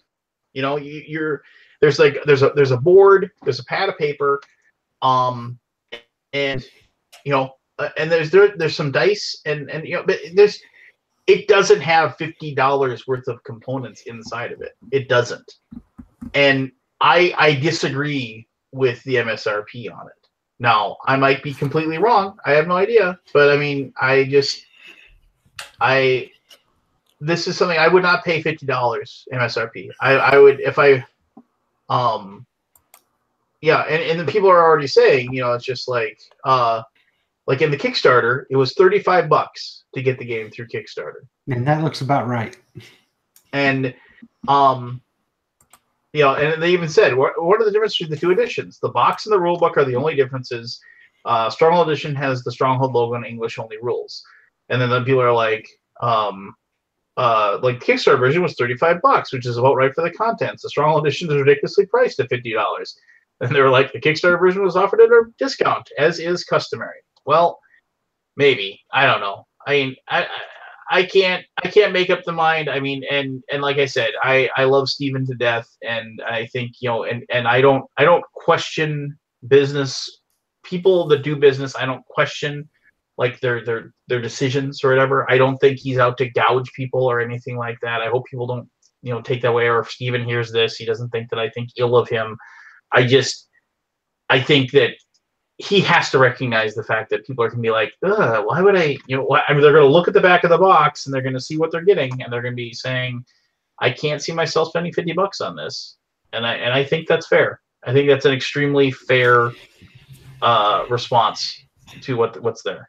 No, I mean, everybody knows Steven. Steven's a good guy, but his games are priced at a premium compared to other games that have similar content. There's no doubt about it. Yeah, I mean, those player boards in Terraforming Mars are hot garbage, and that's an $80 game. Yeah, I mean, that's fine. But I'll say this: Steamrollers is excellent. If you want to have the feeling of playing a train game, but play it in a relatively quick time, and it's not going to make you feel like you're playing 18xx, but it's going to give you the same kind of basic feel, and you're going to have like and it's something that you could teach to people and they'd be able to pick up. It is a very good game. I would strongly suggest though you wait and just pick it up online and get the 30% discount or 25% discount or whatever that you'll get through an online retailer. Because I think that's more in line with what it's worth. And you know what? And maybe it's worth $50 for you to have it and to play it. And if it is, then more power to you. All right. And they also have a game called Whoosh! Bounty Hunters. He publishes so many games. I mean, how many of these? You know what? I'm just gonna move forward. Add-on It's an recognition Archipia title. Yeah. Action dexterity card game. 2 to 8 players. 10-minute game. $20. Tasty Minstrel Games. So this is weird. I'm pretty sure they posted this because I sent out the newsletter this week, and I know Eric Martin gets the newsletter. The reason why we're going to have more than just these games for sale. We're going to have like pretty much our whole catalog for sale at the convention. These are the deluxe versions. We will have Deluxe Chimera and Deluxe Flow of History. Oh, okay. It has listed as Chimera Station English Only Regular Edition. Yeah, I know, and I don't know. Maybe I'll drop them a line. All right, and let them know, because these are we're going to have the deluxe editions, and I think we're actually I don't know about Flow of History, but I know with Chimera we're gonna I don't know. It might be a little. It might be like the Kickstarter price instead of the MSRP price, if I remember correctly. Oh. And like Kickstarter, I think Kickstarter was 60 for like what we said was MSRP 80. So we might actually be selling it. I don't quote me on that. I don't know. I have to go look at I have to look through my emails. 85. All right. Yeah. So then we get to Thunderworks Games. No, I don't get this. This has been out for a while. Well, this is the expansion. Well, yeah, but the expansion's been out for a while, hasn't it? I delivered to Kickstarter backers, but I think it's available at retail. I think it just hit retail like within the last couple of weeks. Okay. I remember people going nuts that it was available now, like on Miniature Market. If you like role player, I recommend it. Yep, Minnesota native, Thunderworks, the guy, and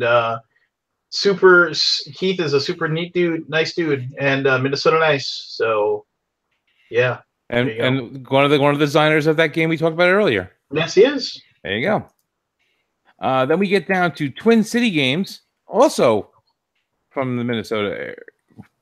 Yes. And they have a game called Dino Dunk. Line drawing, time track, action dexterity, prehistoric. I have no idea, though I do like the name. 2 to 4, 30 to 45 minutes, 9 and up, MSRP $50. So I'm looking at the picture, and it looks like the board is some kind of flicking game where it's dinosaurs playing basketball. Yeah, it's dinosaurs playing basketball as a flicking game. And Twin City Games is from Winston-Salem, North Carolina. So you're wrong. It's not the Twin Cities. Well, they shouldn't call themselves Twin City Games then. Well, I don't know. Because we all know the Twin Cities. Minneapolis and St. Paul. So strange. All right. USAopoly. Deadpool versus the World. I don't care. Another voting card game, humor, 3 to 10, 30 to 60. Hey, somebody gave it one thumb now. One person wants it. Deadpool makes his mark on adult gaming in Deadpool versus the World, a hilarious party game for mature audiences.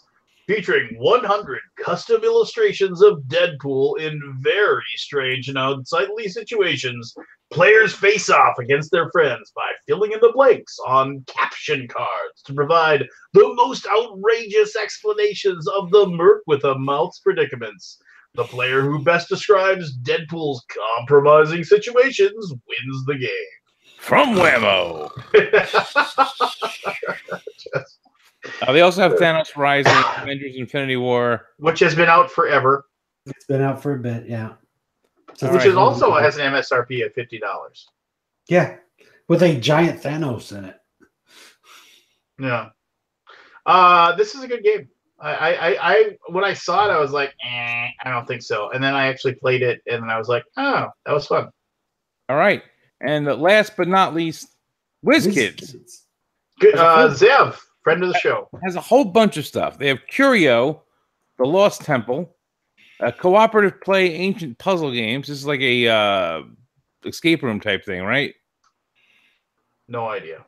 2 to 5, 10 to 15 minutes. It's very quick playing. Yep. Then they have Endless Pass, a Viking saga. This looks horrible. Hand management, press your luck card game. You just look at the art and it looks horrible. 2 to 6, 30-minute game. The next one sounds even worse. Fungin Party. This sounds like I'm eating mold and spores in a dungeon. Action dexterity dice game. 2 to 5. Stack dice on your forehead. Bounce dice into the box. Knock down a meeple surrounded by dice.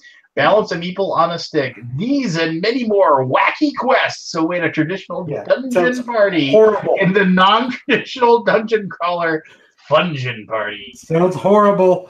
Each quest adds 30 seconds to the game, and an average game uses 6 quests, making this a quick, easy, and fun game to learn and play. It's 3 to 30-minute game.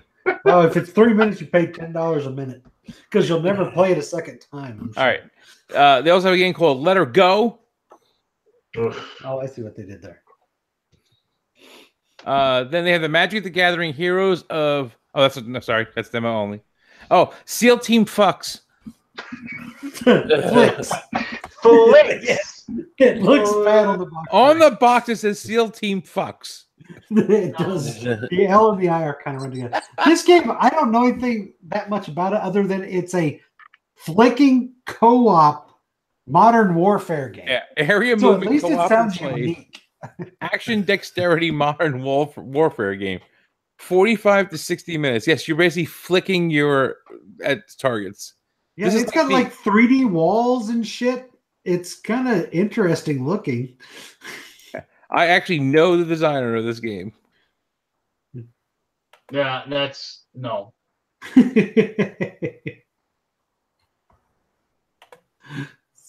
bucks. And lastly, spy tricks. Spy tricks. We're taking ending card on a game. strong note with spy tricks. All right, I'll read the description. Trick of Spy. That's a different name in the description. Trick of Spy is a trick-taking game in which players' spies try to identify the only face-down card in the game. That's it. That's the whole description. So I'm looking at my picks since you can do your picks. Can you guess the games from the list that are my must-haves? None. You got it. Way to go, Lance.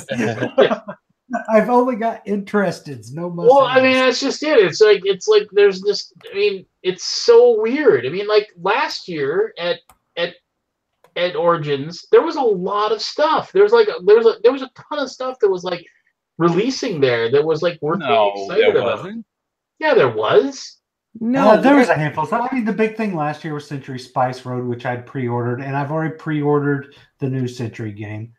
Now, if Reef from Emerson Matsauchi was there for purchase and not demo, I'd probably go buy that because that looks fun, just because it's got good table presence. But I mean, you guys had a hit to buy your old game where you had deluxeified copies of stuff left, but I mean, there wasn't a lot that I was in a big hurry to go buy at Origins last year. Yeah. The only thing, like I said, I'm excited to do is I am excited to go and look at the Forge World stuff. And that's yes. I'm gonna go figure out what I bought at Origins last year now. All right. Hey, talk amongst yourselves. We can go over the demo stuff in a second, but I gotta go, and my dog is going crazy upstairs for some reason. I gotta see what's going on.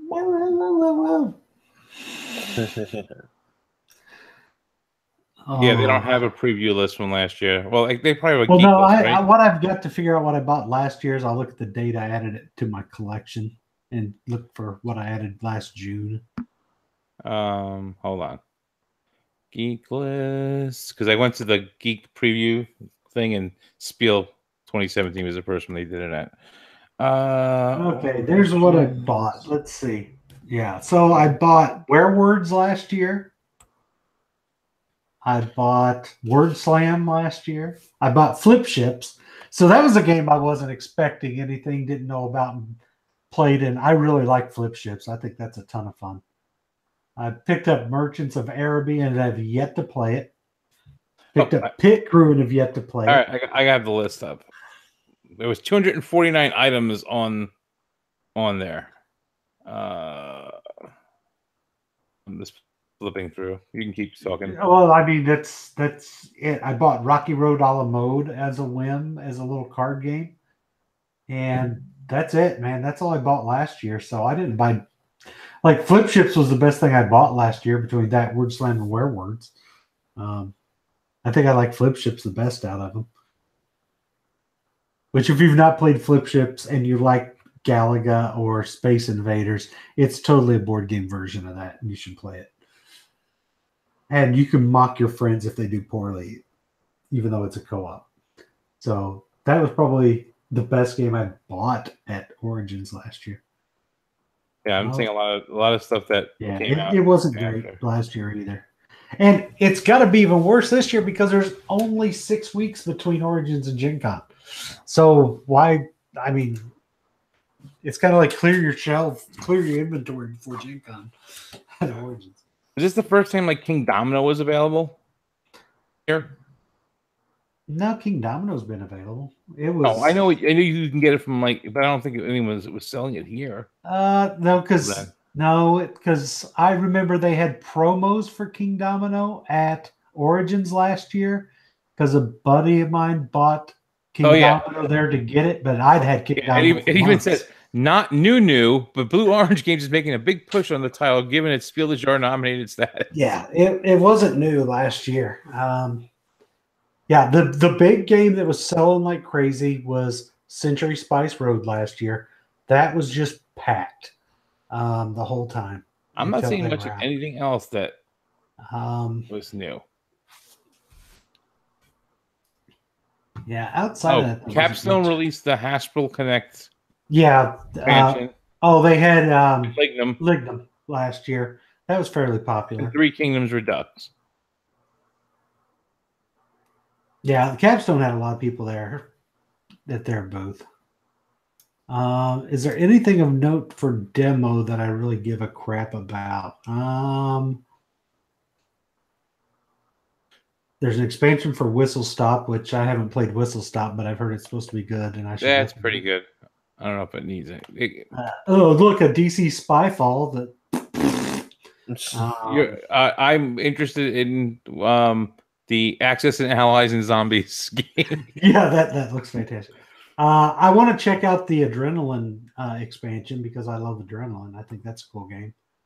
And I'm shooting through here. I've had it show more. Like I said, Reef from Emerson Matsuuchi. The most popular game out of the whole preview is this Endeavor Age of Sail game for demo. What you call it looks, I mean, if you're interested in like a different way to play that, Wings of Glory, the tripods and triplanes. Yeah. City of Gears demo for Gray Fox, because I've played City of Gears in a couple of iterations. I'm glad to see it finally getting made. You're not going to go and get more of the Too Many Bones? I already backed that on Kickstarter. It's just demo only. So what you call it should be packed. And you're just picking on me for all the shit I bought at Gen Con last year. So the game Nexus from Diverse Publishing, they're in booth 1040. That game should be packed there because that was a Kickstarter that did extremely well. Nah, I don't know anything about it. It just they were live on Kickstarter when Hate was going on. Let's I think that's the same game. Maybe it's not. Let me just check. When Knights gets back, I've got something else about Origins to pick on. Then they've got this. People have been talking about this game, Holding On: The Troubled Life of Billy Kerr. That is high on my list. That sounds so freaking depressing to me. I've heard so many good things about that game. I like weird things like that. And what you call it, I would check out too if I was there. Escape Plan, the new Vital Lacerda game. Yeah. What was the new? That one was. That's Evil Griffin. Yeah, Escape Plan. Right. Yep. And I don't know why, but like Coimbra from Eggertspiel. Mm-hmm. Would be slightly interested in checking that out. Colossal will have demos of Western Legends that I backed. I'm looking forward to checking that one out. They have demos of almost pretty much all their games. Yeah.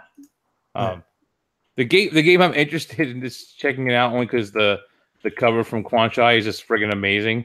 Is the Chorus Maximus game? It's a partnership trick-taking game, but it's about gladiator combat. That's a nice cover. I like that. That cover is friggin' amazing. I would buy a poster of that cover. Expansion for Imhotep for demo, if you like Imhotep. Let's see. The Vast expansion or second game of Vast, whichever it is. I don't know. I got rid of my Vast stuff because that's a horrible game.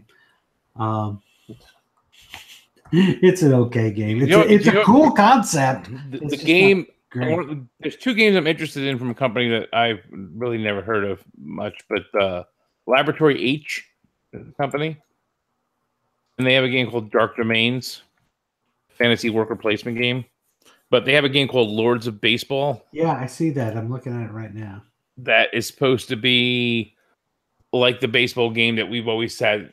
Well, like Paul and I have always talked about that we always wanted. So where you're running the team or something Yes. like that, the business side? Yes. So and then like I said, Reef from Emerson Matsauchi is one that has a lot of toy factor. It's a lot of pattern matching and building and stuff, but it looks kind of like fun to me. Very simple to pick up. A couple of that Dice Settlers for demo. and NSKN usually makes things that I think are interesting, even if I don't end up liking the game. There's usually some cool stuff in their games. Yeah. Wonder, the Cult of Barnacle Bay. And Panda Cult Games, another company with Panda in its name. Yeah. Oh, then Pandasaurus will have their demo of their expansion for Dinosaur Island and their Dualosaur Island. Now, the demo for Nyctophobia, that's one that's worth checking out, I think. Because Nyctophobia sounds very intriguing. And that's the one where one versus many, but the many are playing blindfolded. Oh. And it was designed with a blind person involved. And I can't remember the exact story, but it's up to 4 people working together against one that are trying to escape basically a serial killer in the forest, escape Jason, if you will.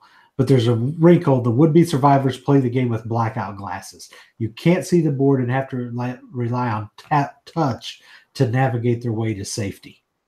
That sounds cool. It's a cooperative tactile maze game. And all but one players play the game unable to see the board. The blinded players make the hunted team. They're tasked with finding a car space on the board and surviving until police arrive to rescue them. The sighted player is the hunter, who is tasked with chasing down the hunted and reducing one of the hunted to 0 health before the police arrive. And so there's 2 different versions that you can use, an axe murderer and a mage. All right. So I don't know, and this is probably not your kind of game, Keith, but if you have time, you need to go and demo Tower of Madness from Smirk and Dagger. You know, it's worth taking a look at. I played the prototype like literally 2 years ago, and I can tell you that Kurt mentioned this game literally like 5 or 6 years ago at Gen Con. I was walking through the event hall one night. They had just finished up their Run for Your Life Candyman game they play every year with the actual gingerbread cookies. Yeah. And he's talking to someone, and I'm walking by, and there's not a lot of people in the hall all the time. And he's talking, and all I hear him say is Cthulhu Kerplunk. Yeah. And I just beelined over to him. I said, "Did you just say Cthulhu Kerplunk?" And he's like, "Yeah, I had this idea." And we talked about it, and like I kept bugging him about it. And like 2 years ago, I was at a local convention here, and Kurt lives not far from me, and he had the prototype. So basically, it's a Cthulhu mythos game. But as you do things wrong, there are these marbles that you put in the tower. There's some that's in the tower to start with, and then some get added. And then as you screw things up, you have to pull, basically, it's like playing Kerplunk. You have to pull things out. And if the marble that comes out is a certain color, bad things happen to you. So it's a fun, cool project because you can do things by pulling them out and not getting things to fall down. Or if the marble that falls down does not hurt you, you could, progress the game fairly quickly, but you would get messed up. It's fun. It's a fun game. And it's guarantee you when that game releases, it's going to sell out almost instantly. Yeah. People are going to buy it for the toy. Yeah, it's a cool concept. It's not it's not the best game in the world, but it's definitely fun. Yeah, people love the crap out of it. Best use of the game Kerplunk in a movie. I don't know. I've never seen Kerplunk in a movie. The Man Who Knew Too Little. Never heard of it. It was it's worth a watch. It stars Bill Murray. It's okay. Did anybody see the movie Game Night that came out recently, like the last 6 months or so? I did not see it. I saw a box for it. Well, the premise for Game Night is kind of like the premise for different stories. But so the Man Who Knew Too Little, basically, Bill Murray is like the younger brother, and he goes to go visit his older brother in London, or maybe he's like his younger brother. Doesn't matter. He goes to go visit him, like kind of unannounced, and his brother has like a big meeting coming up, and so he has to like come up with a way to like get his brother out of the house for a while, just so he can have this big important sales meeting or something like that. And so there's this this like acting troupe in England where they show up and they have him pretend to be a spy, and they kind of take him all around. So it's just basically a way to get him out of the house for like 3-4 hours, and he gets to pretend like he's a spy. Well, the whole thing is, of course, the hilarity that ensues. And if it wasn't Bill Murray, it probably wouldn't be that good. But Bill Murray thinks, he's told, okay, hey, here's the deal. You're gonna have to, like, you know, act like a spy and do all these things.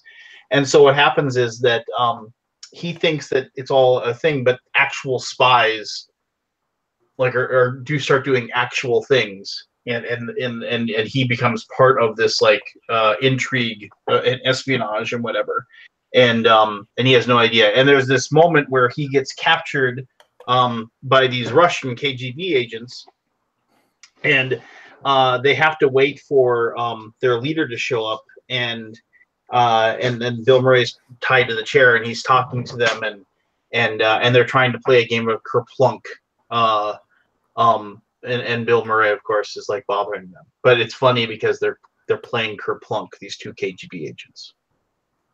Anyway, go watch the movie. It's worth a watch if you can track down. If I hate it, it's not worth it. Well, do I get my time back?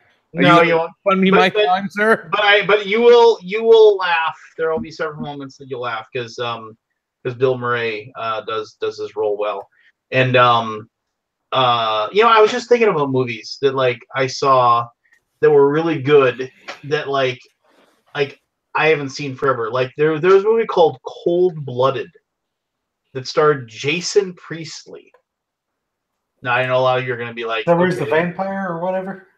No. Oh, so I've heard. So Cold Blooded starred Jason Priestley. He was like basically a numbers runner for the mob. He just would sit in this room, and he'd sit there and he would take bets. People would call and he'd pick up the phone, and he'd okay, and they go, I'm whatever number 748, and I want to put $50 in the Knicks. Okay, fine, whatever. And that was all he did. He would just sit there, and that was his job.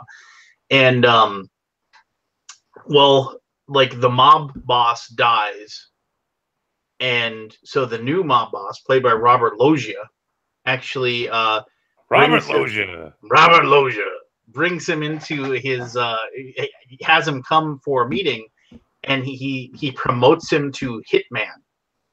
And so he has to, and he's just like, and he's this very unassuming, meek. I mean, Jason Priestley, he just plays him very, very, very meek, very.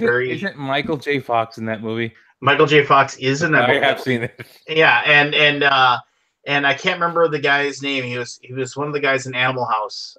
Peter Riegert. Peter Riegert plays his mentor, the hitman that like kind of trains him and teaches him. It's not going to be an orgy. Yeah, Peter Riegert, like he has this moment where like so they go off, and like the first guy he kills is a guy named Lance, actually. So but they go and they kill this guy, and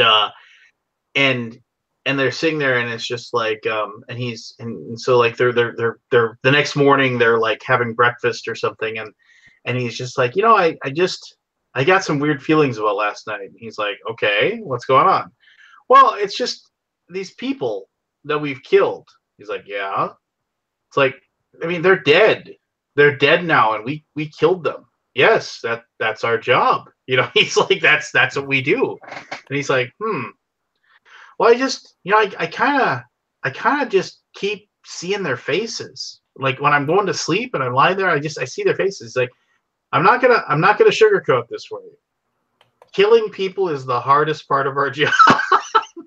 And they kind of have this like very, very gallows humor And he's just like, so what do I do? How do I get past this? And he's just like, hey, he's like, I don't know. It's like you just got to find something, maybe meditation or, I went to therapy once and I thought that was helping, but then I ended up having to kill that guy. He's just like, and so they finally they're talking. He's like, well, what do you do? And he's just like, glug, glug, glug.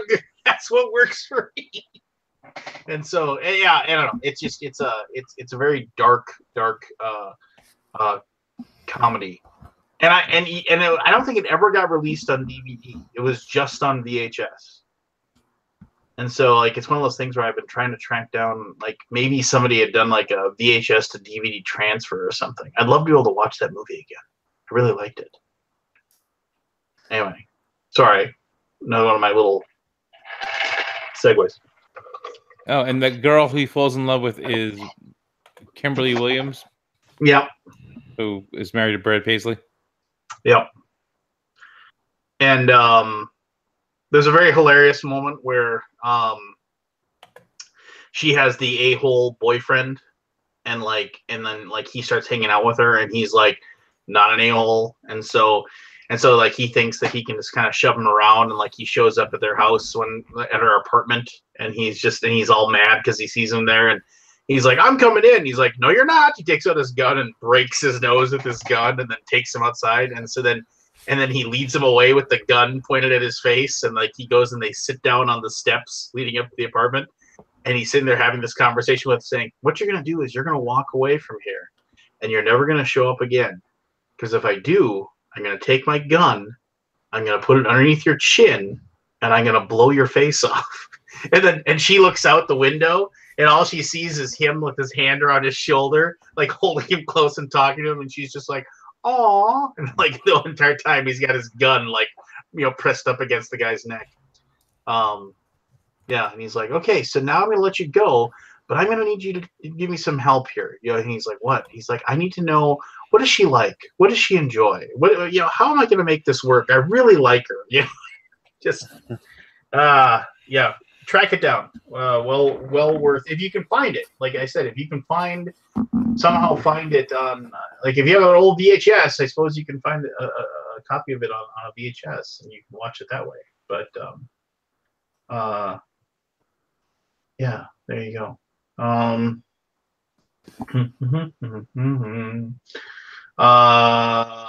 went over here to say the upcoming Kerplunk the movie. No, nobody here is listening and has any idea. So, we're gonna go through the demos. Do we want to just kind of zoom through them? We're gone. You did? Yeah, we talked about anything interesting. Was there? What did you find that was interesting? Anything? Oh, no, I don't remember because we already talked about it. So Origins did change something this year in the layout of the gaming halls and the exhibitor hall, and it's kind of odd.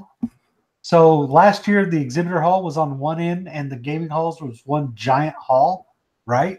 You remember that?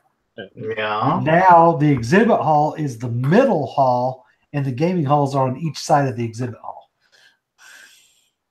Are they still going to have part of the exhibitors in a spot where it's part of the gaming hall? And they have it's like in the hall A is where the BGG booth's going to be, and CMON and WizKids are in there and some others. And then you've got hall B is the exhibit hall, and then hall C has some other stuff. But I couldn't tell if there's actually vendors in there or not, or if it was just demo space for people and Dice Tower's running their media show in that one. But Aldi and I had our picture in the site book for Origins. I found that today. When they took the picture for BGG for the site book, it was when Aldi and I were playing Pyramid Poker last year. Ah, well, look at you. So we're in page you're famous. I'm famous now, right? But it's a weird layout this year, so I'm like, I think they did it to make the exhibitor hall bigger, but I'm not sure. I can't tell, but it's a little bit bizarre. So they're finally they're Legend of Sleepy Hollow finally actually come out? No, it's just for demo.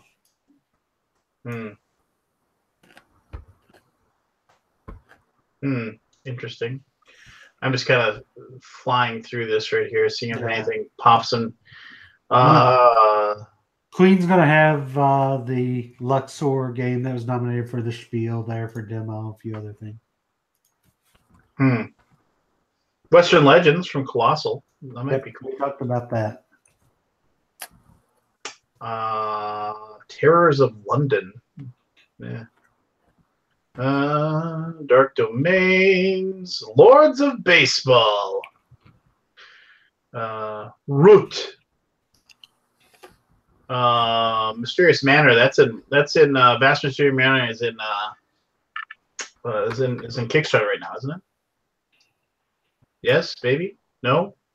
Don't. Dice Settlers, the game I convinced myself not to back.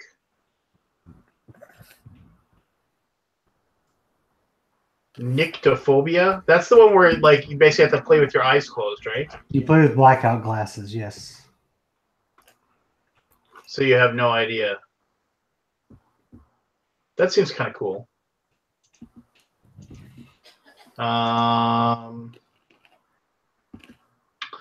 Yeah, I'm Court of the Dead, Mourner's Call. That's another one I almost backed, but I chose not to. Or did I back it? I can't remember. No, I backed it for like $5, and then like when they open up the thing, I backed it for $1, and then I was gonna make up my mind later if I wanted to like when the pledge manager opens up. Which normally I don't do. Normally I don't do. Axis and Allies and Zombies? What the heck? Yeah. What? Boy, I hope there's a copyright infringement on that one. Say what? Fighting a world war is hard enough without a zombie curse. Oh, you gotta be kidding me. So I'm reading. Did you guys talk about this? No, I laughed at it, but that's okay. So it is 1941, and the world is at war. The Axis war machine is crushing everything in its path, while the Allies are rallying together to make a heroic stand. And then zombies show up. As the commander of one of the major powers, you are charged with planning a strategy to win the war, but none of your military hard handbooks. I'm trying to read the back of the box here. Maintain how to deal with zombies. Now each battle provides more fresh corpses for the flesh-eating hordes, and the problem is getting out of hand. With your human enemies on one side and the ravenous undead on the other, it is time to ask yourself: do I invest in tanks or chainsaw tanks? Stand firm, Commander. It's tough choices like this that will determine victory or undeath. New zombie miniatures. Okay, here's my problem with this. So, I mean, I understand they're cashing in or whatever, but oh no, it's zombies. Yeah, you're in a tank. What are they gonna do? They're gonna hammer on the sides of the tank, and then you're gonna drive over them. Yeah, I don't know. Zombies. Let's see. In Axis and Allies and Zombies, you're taking the iconic world war strategy game. Each player takes command of one of the major powers. Players then fight for victory against the opposing faction and a terrifying foe, zombies. In this game, it features streamlined gameplay, curveballs like chainsaw tanks and zombie mind control rays, and a zany storyline. Will players survive the onslaught or succumb to the uprising? Or oh no, it's zombies. Well, I'm just gonna get on this battleship and I'm gonna leave. So yeah.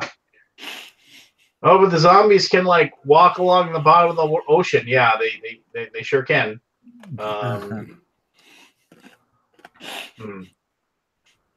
Yeah, that just sounds so horrible. I mean, it's a neat idea. I guess I'll say that. Sure, it is. Well, they put zombies in all the World War II video games, so we got to do it in the World War II board game. It's a neat idea, and admittedly, it's a cash grab. So, yeah. So there you go. So, well, gentlemen, I've got to go to bed so I can get up and go to work in the morning. So Lance, do I will I. see you next week, and I'll talk to you guys in a when couple. do you get to town? Wednesday morning sometime. All right, I'll already be there. So Yeah, probably midday because we just leave here Wednesday morning about 7 in the morning and roll in there around 11. all right. Well, and then we obviously won't have a boom next week. Yeah. Where are you staying? Fantastic question. Let me check. You think I know offhand?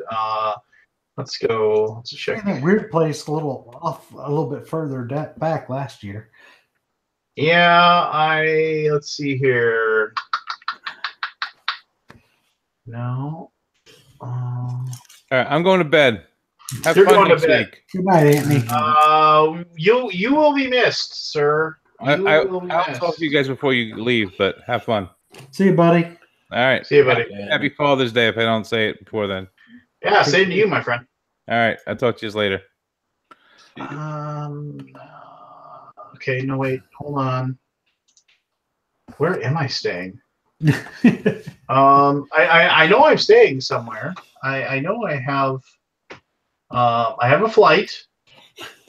I leave at 6 a.m. on Tuesday, June 12th. And I get back in town at like 3 o'clock. Let's see here.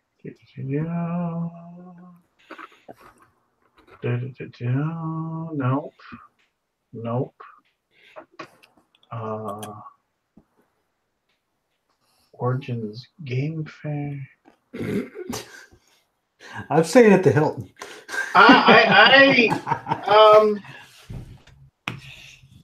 He doesn't have a hotel. No, I do. I mean, I got one. I can't for the life of me remember. Oh, here we go. It's a good thing we got him looking now, so he'll actually find it before he gets to Ohio. No, that's from last year.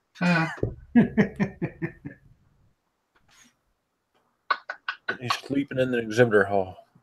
He might Maybe. He might be sleeping in the pile of cardboard boxes. I might be. That'd be funny. No, here we go. Here we go. Yeah, I am at the Hyatt Regency. Oh, that's where Aldi will be at that. So. Yeah, I'm at the Hyatt Regency. Arrival. I get on the 12th, and I leave on the 17th. Cool. I'm gonna go try that Brazilian steakhouse this year. I haven't ate there yet. That was weird. I couldn't believe I was like, I know I got a room. I mean, when they came available, I snagged one because I was just like, I wanted the Hampton, and they didn't go up when the other rooms went up, and then when they went up, all Ninja and got sold out because the Hampton's my favorite. And I'm staying at and I'm also staying at the Hyatt Regency for BGGCon. Well, so am I. Well, that's where most people stay. Yeah, if they want to have fun. All right. Good night, friends. All right. Good night, jerk. I can talk to Barry, the birthday boy, for a while. Oh, great. So anyway, so what's new, man? Yeah, not much. Like I said, rough couple weeks. Yeah, that sucks. I mean, it's just hits just keep on coming with that one. Yeah. I mean, how old was your father-in-law? 65. Was he sick or? Yeah, he had some heart issues, and they put a pacemaker in him, and then they started building on fluid, and eventually they just gave up on it and basically drowned to death. You know. Ugh, So it's horrible. yeah, he didn't take good care of him. You know, he had diabetes and all sorts of other shit. Yeah. No, how's your wife? She's taking it pretty well. Yeah. Yeah. This has been going on for a few years, so. Well, that sucks. Yeah. So, yeah. It is, this has nothing to do with anything, but lately there have been more and more situations where I have seen like Kickstarters that I've backed or whatever, where they've had people are like people have like, and I'm not saying they're lying or whatever, but it's just like it seems like it always seems like the Kickstarters that I back that are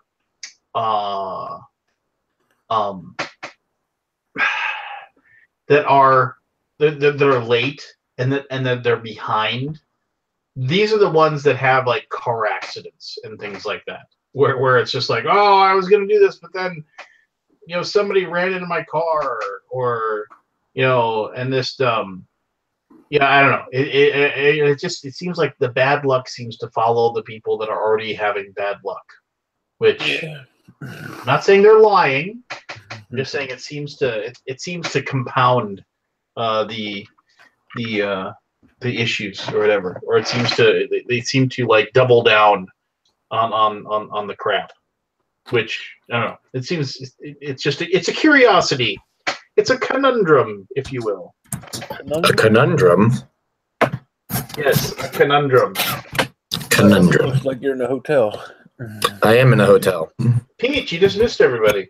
Yeah, I just saw that. I popped in the chat to say hey because I just got done at the PhD trade show. Our evening was over, and I'm an hour behind, so I figured I'd see if you guys were still on, and sure and behold, I got on just as Keith popped off. Cool. So I won't be on long. Just popping on to say hey and see what's going on and chat for like 15-20 minutes before I crash. No, that's fine. Yeah, we'll probably that'll be the end of it then. So what's new as far as how's your travel going? Oh, good. Travel, I had a direct flight, so travel was easy here, and been here for a couple days. I've definitely partaked in the local cuisine, which is fabulous. If you've ever gone to Chicago, Portillo's, some of the best food I've ever had for like a greasy spoon. They have a fantastic Italian beef sandwich. They got great hot dogs. It was a treat. And had some Giordano's pizza tonight. And tomorrow night we're going to another Chicago deep dish pizza place to try that out. And tomorrow's the big day of demoing and whatnot, the exhibitor hall type stuff. And then Friday is just like a kind of a half day before I fly home. So I'm just kind of at the tail end of it now. But good so far. It's a nice show. It's a lot smaller, quieter than the normal shows, so it's kind of been a pleasant surprise.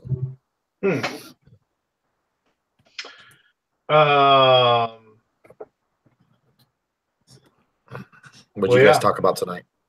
Just basically kind of went through the Origins stuff that's being released, or lack thereof in a lot of ways. Because so what'd you do for the remaining 2 hours? It takes about 30 minutes to go through the Origins list. There was 103 games, and half of them were very not much to talk about. Yeah, I mean it is weird. It's a very weird situation that's going on. It just Am I wrong in thinking last year there was a lot more bigger splashes at Origins? I said the same thing. I said the exact same thing. It just seemed like there was it was like the new Dead of Winter game was out junk. It wasn't necessarily the numbers were higher, but the quality of games coming out at Gen Con or at Origins last year felt like there was some A-list titles in that batch. Whereas this year it doesn't feel like that at all. Yeah, like I said, I'm agreeing with you 100%. It just seemed like there was more. There was just more, Right. Maybe not in numbers, but certainly in quality. And like I said, I Gen Con. It's so close. Maybe. You're in it. Well, yeah, Gen Con's the very first week of August. So, yeah, it's a little closer, but not enough that I think it would affect release schedule. I mean, it's like a week earlier than last year, maybe a week and a half. So, I don't know. I wonder if just because of the amount of shows now that people are just saving them up for the big one, because there's just so many shows that if you try to set release dates based off shows, you'll never be able to hit your targets. I mean, there's just so many different shows, and which shows do you choose to make your big launches? I am way more excited to just, like I said, I've said this before, and I'm just saying, I'm way more excited to go to like the Games Workshop booth and just look at the miniatures and stuff that they have than any release of anything.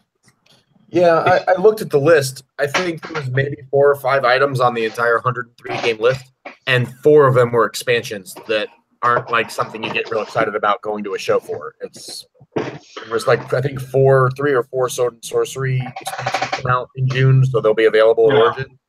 But other than that, I don't know that there was a single title on the list that I was like, oh, I have to have it. And I was telling Keith felt that way. Yeah, I was telling these guys, it's just I've reached this point where it's just like, yeah, I'll that's cool, and I'll probably want it maybe at some point, but yeah, I'll just wait and I will I'll order it through my I'll get it through my local store and get my discount and give them the money and not have to pack all that crap home with you. Yeah, exactly. I'm just it's just one of those things where I have no, just nothing was like, oh yeah, I'm going to be in line first thing. I want to get this. Do you think a lot of that has to do with the fact that, because I know you're in a very similar situation as I am, where you're trying to get rid of hundreds of games because you're just out of space? You feel like some titles that normally you'd be like, ooh, I'd be interested in checking that out. Now you're just like, I'm in a cull mode, so I'm going to pass. So maybe it's not as exciting because you're just not looking to add a lot right now. Yeah, I mean that definitely adds to it, I'm sure. Yeah, I got that feeling the other day because I saw a bunch of new games at the local game store. I walked in and normally I'd be like, ooh, let me look at the back of the box, let me pick this up. And I was just like, I took one quick glance, I'm like, nothing's dropping my jaw, and I got to get rid of games, so I'm just going to keep walking. And I'm wondering if that's why Origins just the list wasn't spectacular with new releases, but stuff that maybe last year I would have looked at and been like, ooh, that may be interesting. I'm not looking at this year just because I'm getting rid of so much stuff. I don't want to add more stuff to a pile that I'm just going to get rid of in 6 months. Yeah, and that's just it. I'm still, I mean, I've gotten rid of 1,000 games, and I still probably have, I know I have like 600 more I have to get rid of. I've gotten rid of 200 so far, and I still have about 600 left. It's, not as much as you, but certainly still enough that makes me really want to I'm almost like ready to just like go to the flea market and do like $5 a game and just get rid of them all. Like I'm really almost at that point. Well, I'm about ready to just like take them to Goodwill and just drop them off. I thought about it. It's probably like $1,500 worth of games, and I'm just like, can I just get rid of them? If someone said I'll give you $500, I'd just be like, take all 600 games and just go. It's like, seriously. Well, that's what like the 1,000 games went. It was some guy gave me a chunk of cash, and I was like, take them all. Forrest when you need them. Where is Forrest? He likes buying large chunks of games for very low prices. Well, he didn't even pay for all that stuff. He said he just got all those games for nothing just because. Nice. Nice. Yeah, and the problem is shipping, right? It's like I could probably do a lot of them online and get rid of them because there's some good stuff in there. It's just that what a pain in the ass that's going to be. Exactly. I don't want to deal with it. If it wasn't for that, like, I mean, it's just that my local market is, it's a small town, so I don't have a large pool to pull from. So it's like, I have to. When I get back from Origins, that's when I'm gonna have to have my because I'll just set them all up in my garage. I will advertise it and just say, come over. You can't embarrass me with an offer. I'll tell all my friends, come over, dig through it. I will tell, it's like I will Facebook blast it. I will just say, come over, grab a handful and pay me nothing for them, and I'll be happy to have them gone. I've come to that conclusion. It's like I'm gonna either look for a charitable donation. Maybe I'll bring some with me to Dice Tower. I'll bring a bag or two and donate those to the Vassal Memorial Fund. I'll find a way to donate as much as I can, and then the rest I'll just be like, guys, come over and let's have a game day, and everyone who comes gets like 5 games. Just take 5 games from the pile, and first come, first serve, and get rid of the last couple hundred that way. Yeah, and the thing is too, it's like I would love to just ship a ton to like the for Dice Tower Con, but it's like but and then it's also getting all of them in a giant box and aren't you? Are you going to Dice Tower Con?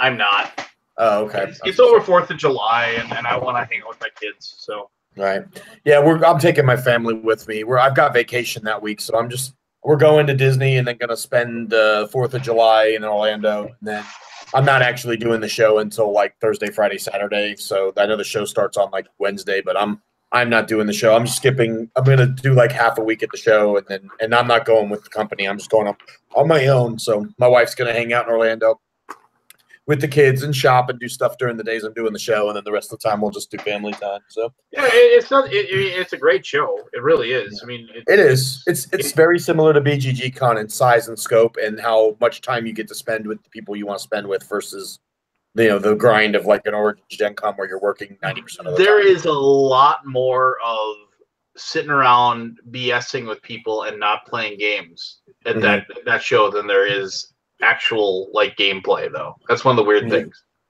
Yeah, but I don't mind that because I don't get very much time to do that.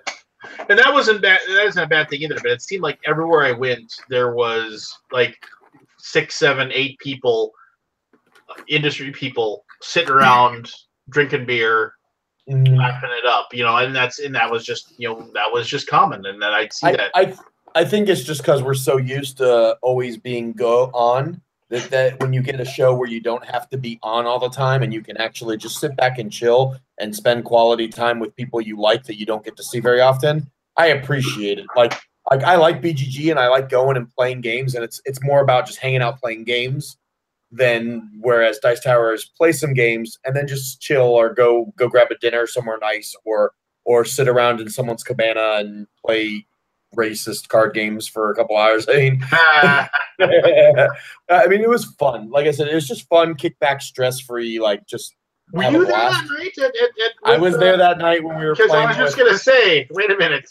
You know what night I'm talking about because you dragged me there. I was like, "What are you doing, Lance? Let's go grab some food." And you're like, "Oh, guess what? I just got invited to this thing. Come with me." I'm like, "Well, I thought we were getting food." And like, there'll be food there. And then we went. We ordered it. We ordered for like 4 hours. Yeah, the pizza took forever to get there. It took forever, but we were playing that made-up game with the very, very whose game was that? Was that Robert Burke? It was Robert Burke's game, yeah, and it was quite. It was the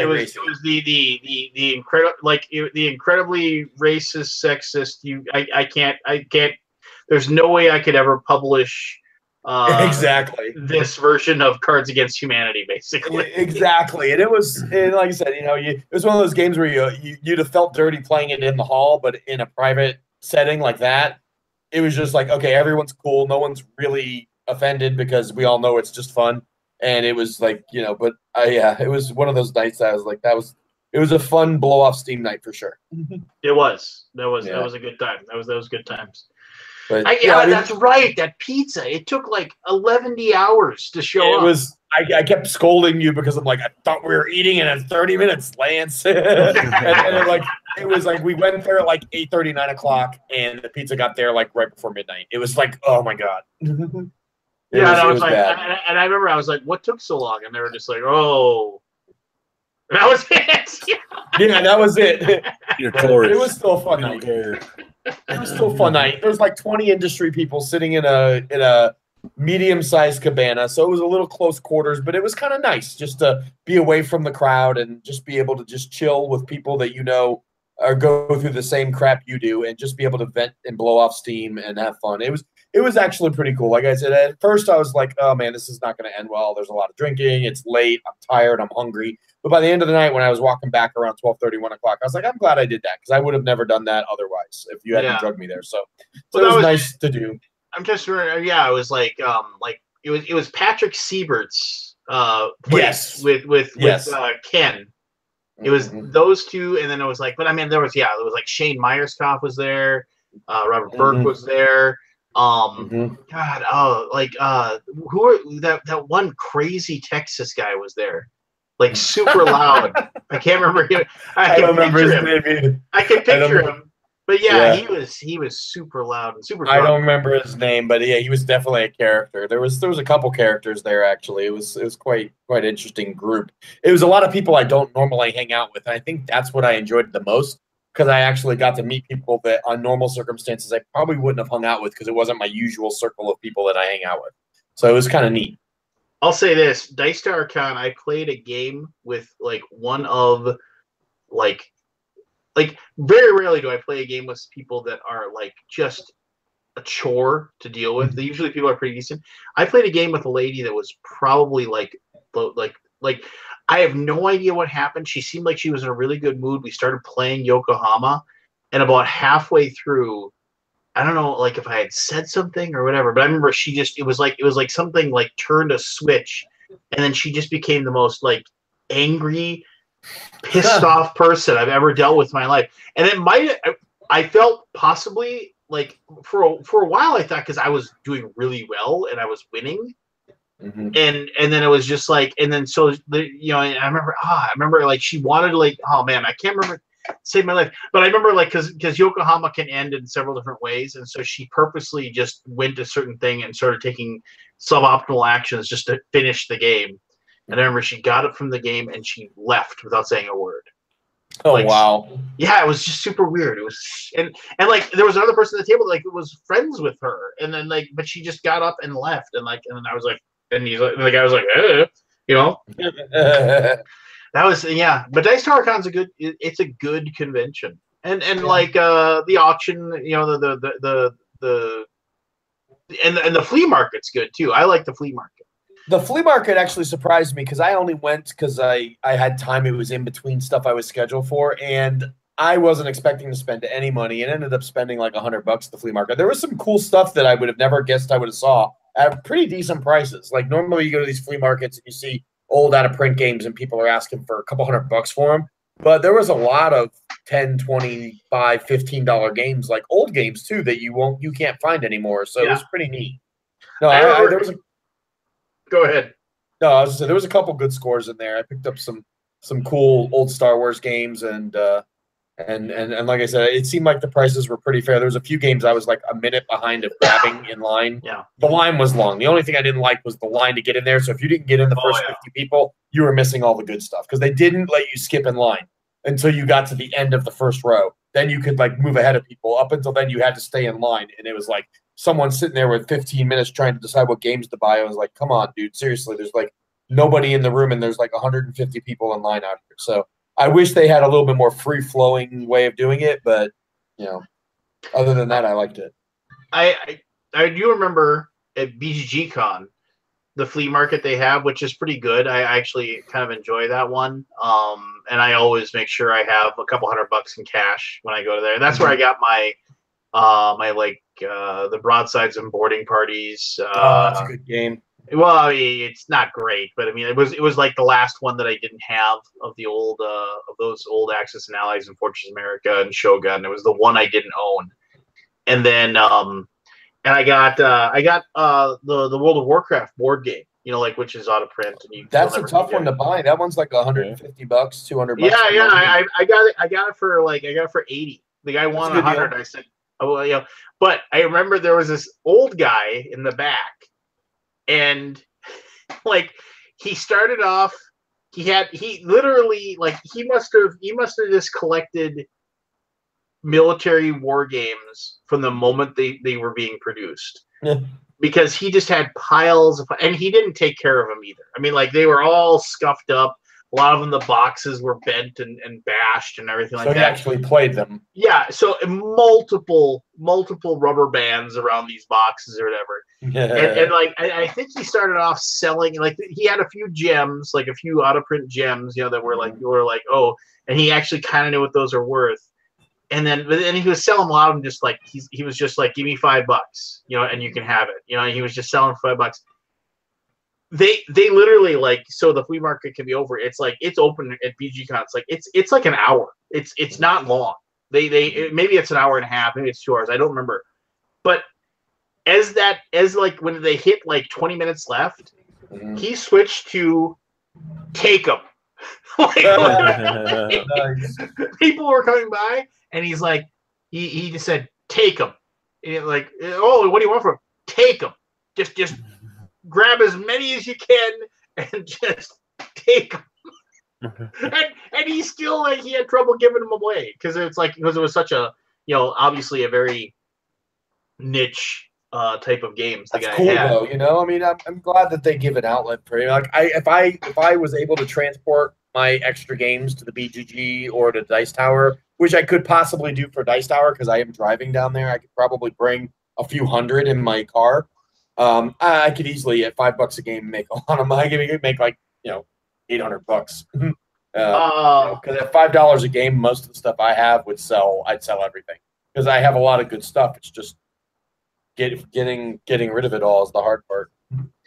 So Paul Tompkins said, I swept in and bought Mississippi Queen with the expansion sealed from Underline. Says, no, so you did not sweep in and get that off. I couldn't decide. I was like, it was one of those things where it's like, would I actually play this? It was one of those things where I was actually considering, but the guy, since it was sealed, and Paul can probably chime in or something and say what happened, but there was a huge problem with a lot of like the pieces of the old like, because they're basically these little plastic steamships that are in there, and they would break horribly. And like I said, it's like, and since it was sealed, there was no way to tell if they were all busted up and broken. And I was just like, and I said, so you've never opened it? And he's like, no. And I was just like, and of course Paul will probably chime in here and tell me that they're all in perfect condition. Mint. It was perfect mint condition. I turned around and sold it for $700 or something. But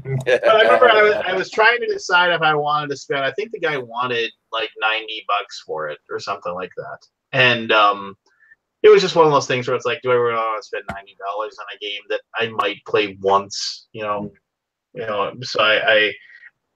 they're perfect. I kept it. Yep. There you go. But salt in wound, rub around a little bit. Two things. One, Paul will probably play it with his lovely wife, which great, because then it's actually getting played. And two, if it wasn't me, I'm glad a boomer got it. So yeah.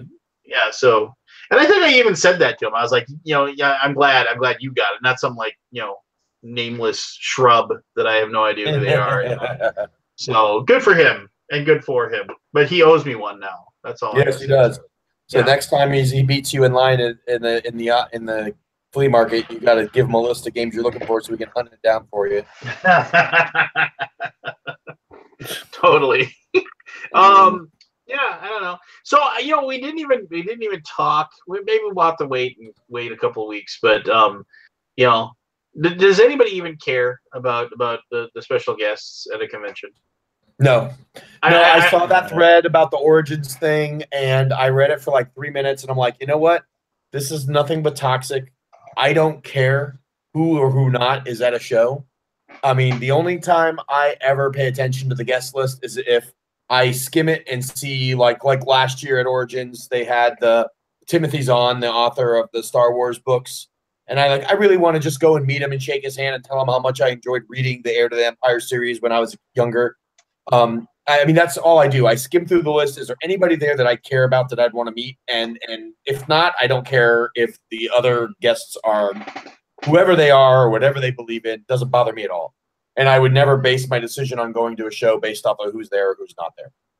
I go to a show, well, mainly for work, but on shows I go to for fun, I go there to play games and buy games, not to care about the guest list. So, MGK 2020 actually said, "Can we get shirts with the Alaboom logo on it?" We're actually thinking of something better. We are actually thinking of something better than that. And we'll know more when I'm able to hammer down on Aldi. But it is very, very likely that we will have Alaboom football jerseys. Yes. Yes. So they're going to be they're going to be black and hot pink. Actually, I think we're either going to go black and red or black and hot pink. Like I'll black. rock hot pink. I don't care. I don't mind a hot pink either. I'm tough enough. You know what? Red and black works for me too, though. So yeah, either are fine for me. And I think what we'll end up doing is that they're custom made with like they'll say Alaboom on the front with the number that you pick, and then on the back you'll be able to pick like your name as far as and I know like you said you wanted to do like what shark or something? Megalodon. Yeah, Megalodon, yeah. Megalodon. And I was I think I was gonna say Last Jedi sucks. That was it.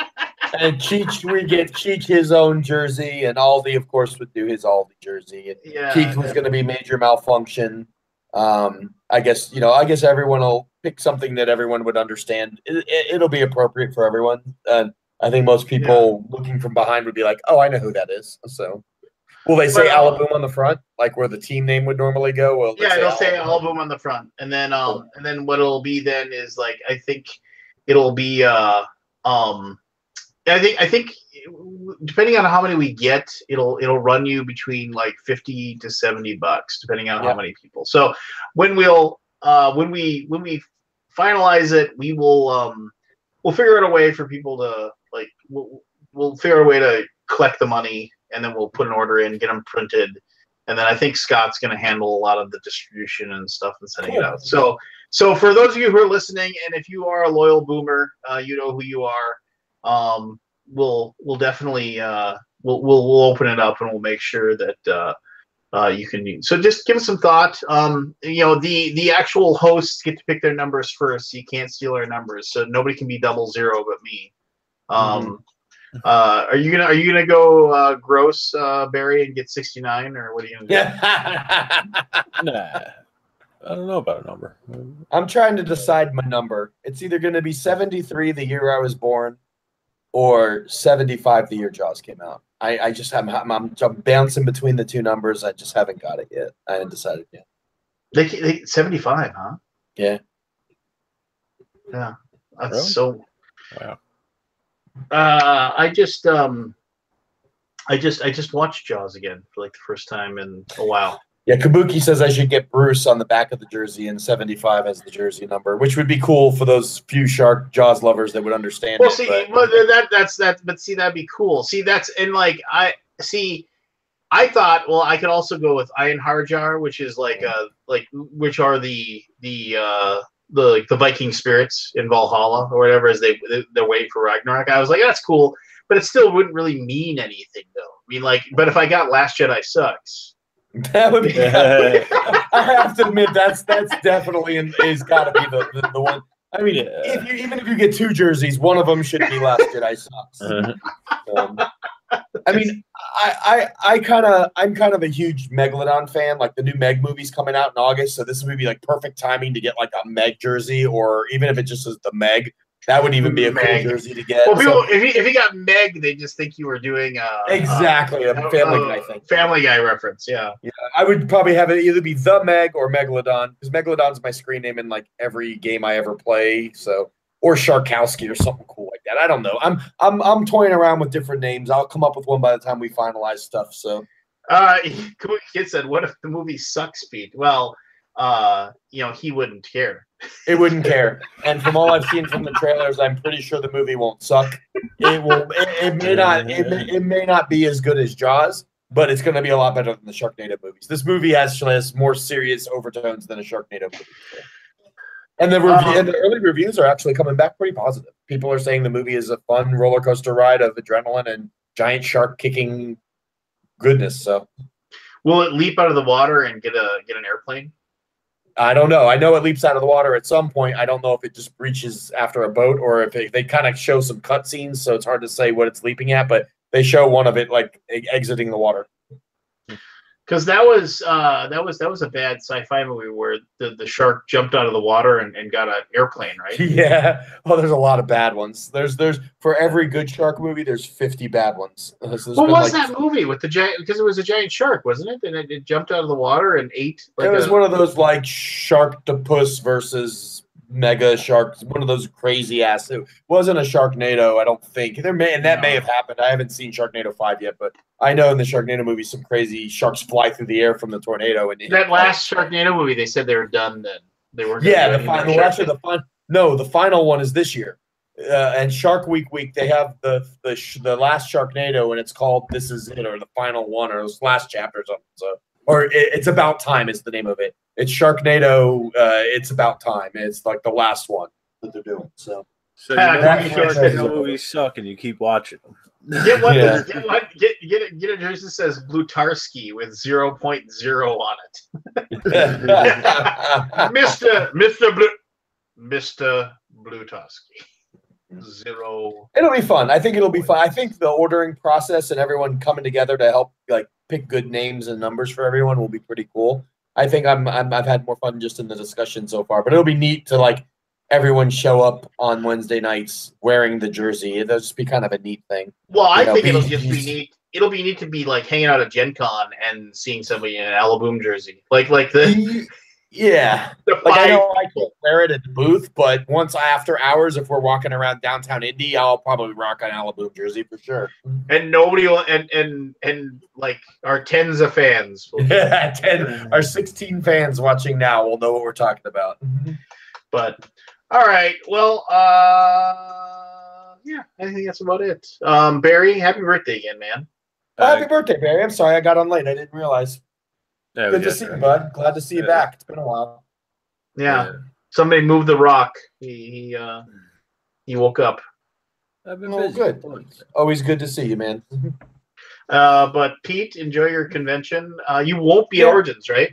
No. Now that I'm in sales, Origins is not a show that I'm staffed for anymore. So I mean, it may change in the future if we're short staffed and they need someone else to go. But this year, I'm not on the books, and that's mainly because the last 4 weeks I've done 3 shows, so they kind of needed to, I did our expo, which was in March, and then had ACD at the end of March, and then this show right in the beginning of June. So I've kind of run the gamut the last 3 or 4 weeks. I've been not home a lot, so it'll be nice to be home. Although I will miss hanging out with you guys and stuff, but be the first Origins I've missed in 7 years. So I'll be bittersweet at home, watching on Facebook and watching all the posts and whatnot. So I'll be there vicariously in spirit. Cool. All right. Well, no boom next week. If any of you are going to be at Origins, I will be at the TNG booth somewhat, but I'll also be doing a lot of running about and playing games and stuff. So track me down, say hi, say whatever. Yeah, there you go. Man. Cool. Well, have a great time at Origins for those that are going, and for those that aren't, I'll see you in 2 weeks. Good night, everybody. Good night.